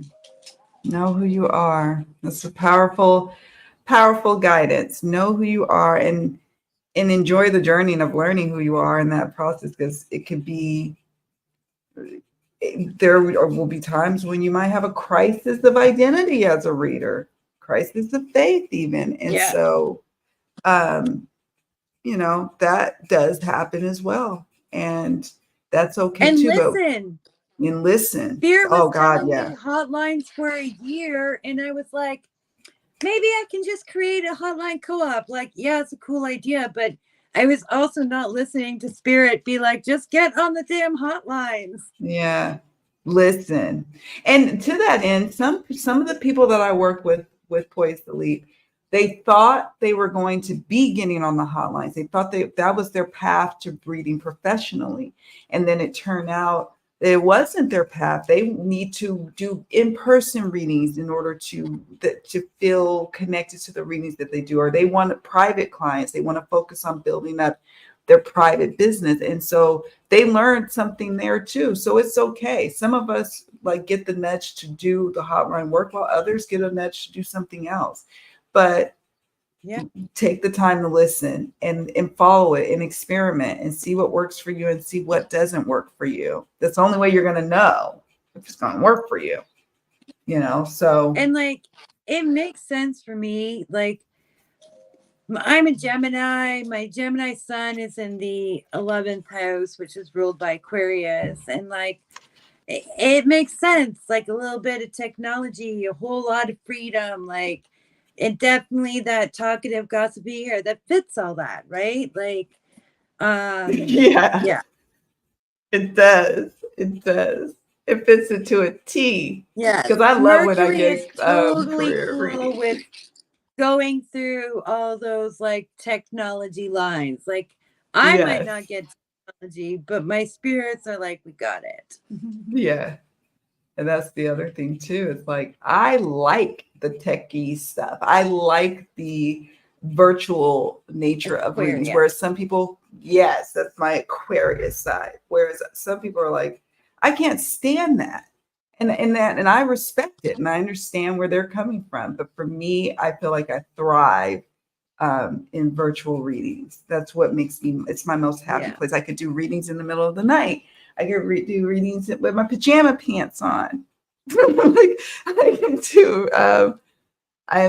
but it's interesting. I have a space for in-person readings here, but the design and setup of my reading table is more for virtual readings. So when a person comes in, like a expat friend, someone who knows I do readings, and they come and sit over there, it's not really designed for in-person readings because I've got the lights and it's just not designed for it. Yeah. It's kind of interesting.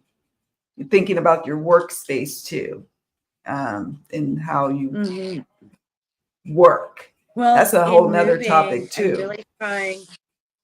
I'm trying really hard to find an apartment that's like a house cut up into apartments versus an apartment building, because I'm far more likely to be allowed to paint the walls whatever color I want in like a Nice. we cut this house up into an apartment kind of deal. Yeah. And I want that. Like, I'm not a white wall person. I like some color. So yeah, and thinking about reading space. Yes. Thinking about that's important. Where you're comfortable. Does it have the things you need? What do the people see?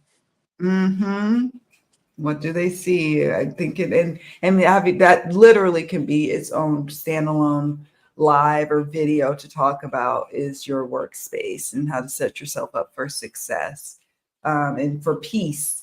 I have a footstool that I keep because it gets hot here. When it's hot, my legs or my ankles tend to swell, especially the one I broke. So I have to keep my feet elevated. So I have things, for comfort level too, and work, try to be ergonomic, try. But there's things, and then your woo-woo stuff, Yeah. So there's all that goes into it. So that is, I have a shelf that holds like the cards on my table, and it's got space to put like things. And so my pendulum and a mini pendulum board are nearby. I've got like within reach, like 2 different crystal balls to work with. And I can like bring them around on their lights so that, yeah, your space. Yeah. I got some flowers here. Oh, beautiful, beautiful flower. That's bringing life to the reading table. And then people, they use either their cell phones or their tablets. I just use what do you use? Do you use just your laptop? I just use my phone. Yeah. Can we use our laptops on our app? I don't think we can.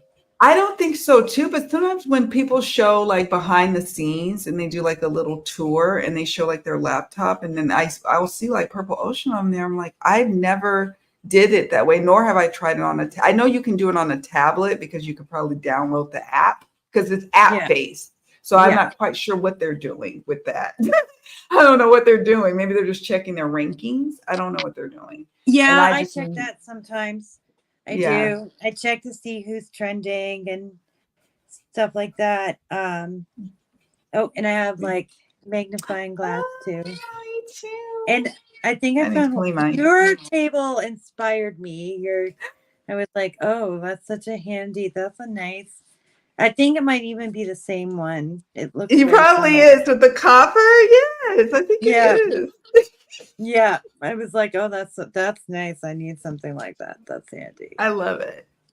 I love it, especially like when we're doing Learn the Swords and symbolism. And so sometimes with Pamela Coleman Smith, if you look really carefully in the image, you can see a little something. You're like, oh my God, I've never seen that before. So it's nice to have a magnifying glass. Do we need a magnifying glass all the time? No, absolutely not. It's really cool to have when you need it. And then it is really, or it will sometimes like draw my attention to something really small, specific detail, and that will go somewhere. Or I'll use it on, like my one crystal ball is like a cracked quartz. Like it's not clear, which I love about it. And I like the magnifying glass for that. Oh, I bet. When I lived like in the Bancroft area, like you find crystals in the ground all the time. So I have like some of my naturally found ones. And I like this this one on the lights as well. So I keep those things within reach on my table. You see, like it's just like it could be its own, its own video because I'm always fascinated by hearing about what is on people's I stubbed my toe on this. You did, and that's how you found it? Yeah, and like let me see. Like it's really nice. It's a quartz. Oh, it's pretty. I love that. And they are like some carnelian. Oh, it doesn't show on there, but yeah, it doesn't show. It's too small. But from my perspective, it's really pretty. Yes. And you know what? That's the perspective that counts. I'm like, well, I guess that's it. I just want to thank you, Aunty K, Krista, for joining me for this conversation. I've been wanting to chit chat and have this conversation. I feel like we could probably continue on. There's topics, I had like a whole list of them. So I'll look and see what we kind of covered today. And then maybe I can hop over on it's your like when we are like, let's have a chat for an hour. And later, here we are. Yeah, we were totally saying, I was like, oh yeah, it's going to be like an hour and a half, maybe. It's like, oh no, because you could talk about this forever because this is our work. This is what we do. And we know that this conversation could bless someone and inspire someone if they've been on the fence on whether or not they want to read professionally and they want to explore the hotlines as a means to get there. Some people get on the hotlines and then they go off and do their own thing. And some people only stay on the hotlines and other people never go on them. But we talked, I think, about a lot of things that impact professional readers really across the board. Yes, we talked a lot about hotlines, but we also talked about it in terms of what many readers probably will encounter at some point in their reading world, their profession. So So thank you. Thank you so much for joining me today. And I'm looking forward to seeing the work on the Star Wars Tarot. I will be sharing on my community tab your videos. I'm going to go through and see what I've missed so far and put them out there. So There's friends. a recent video of it that's more updated. It's the most recent one. And it's got I've made only 1 or 2 cards since then, I think. 1 or 2. I'm not sure. It's very recent. Mm-hmm. You can see them. It's very tarot centric. So I've designed it so you don't need to know all the nerd stuff about Star Wars that I put into this deck. You don't need to know any of it. You just need to know how to read an RWS tarot, because I really have recreated that. And I've considered, if I'm going to use this character, can I put them in scenery that resembles the scenery of the RWS, so that it looks like it represents it. That makes sense. So all those considerations. That's why I think I'm nerding out by sometimes your you get process. a bad deck, and if you don't know all the trivia, then there's cards you don't understand. That's true. But you don't even have to know Star Wars to read the deck. That's the way I'm making it. You just have to know tarot. Yeah, you should probably like Star Wars, or you might not like the deck. Yeah, but I'm excited about your guidebook. That, Kathleen Kennedy has made Star Wars diverse, you definitely won't like the deck, but then you're probably not listening to me and Kim anyway. That's true. You're not our peeps then. So there you have it. There you have it. So stay tuned, peeps. There is a Star Wars tarot deck that's inclusive coming through. Oh, we lost her. Oh, there she is. So thank you, Ange. Love spending this time with you both. Great conversation and many things discussed. Love you. We love you. Thank you for being a part of it. And Black Butterfly, thank you for being a part today. A lot of fabulous questions and thoughts and tips and considerations that you all have added. And I hope when people are watching this replay, I'll see about trying to timestamp it, but we literally covered so many different things. You just will be better served just taking us in small doses and pausing and stopping and watching. And so that's how we roll. All right.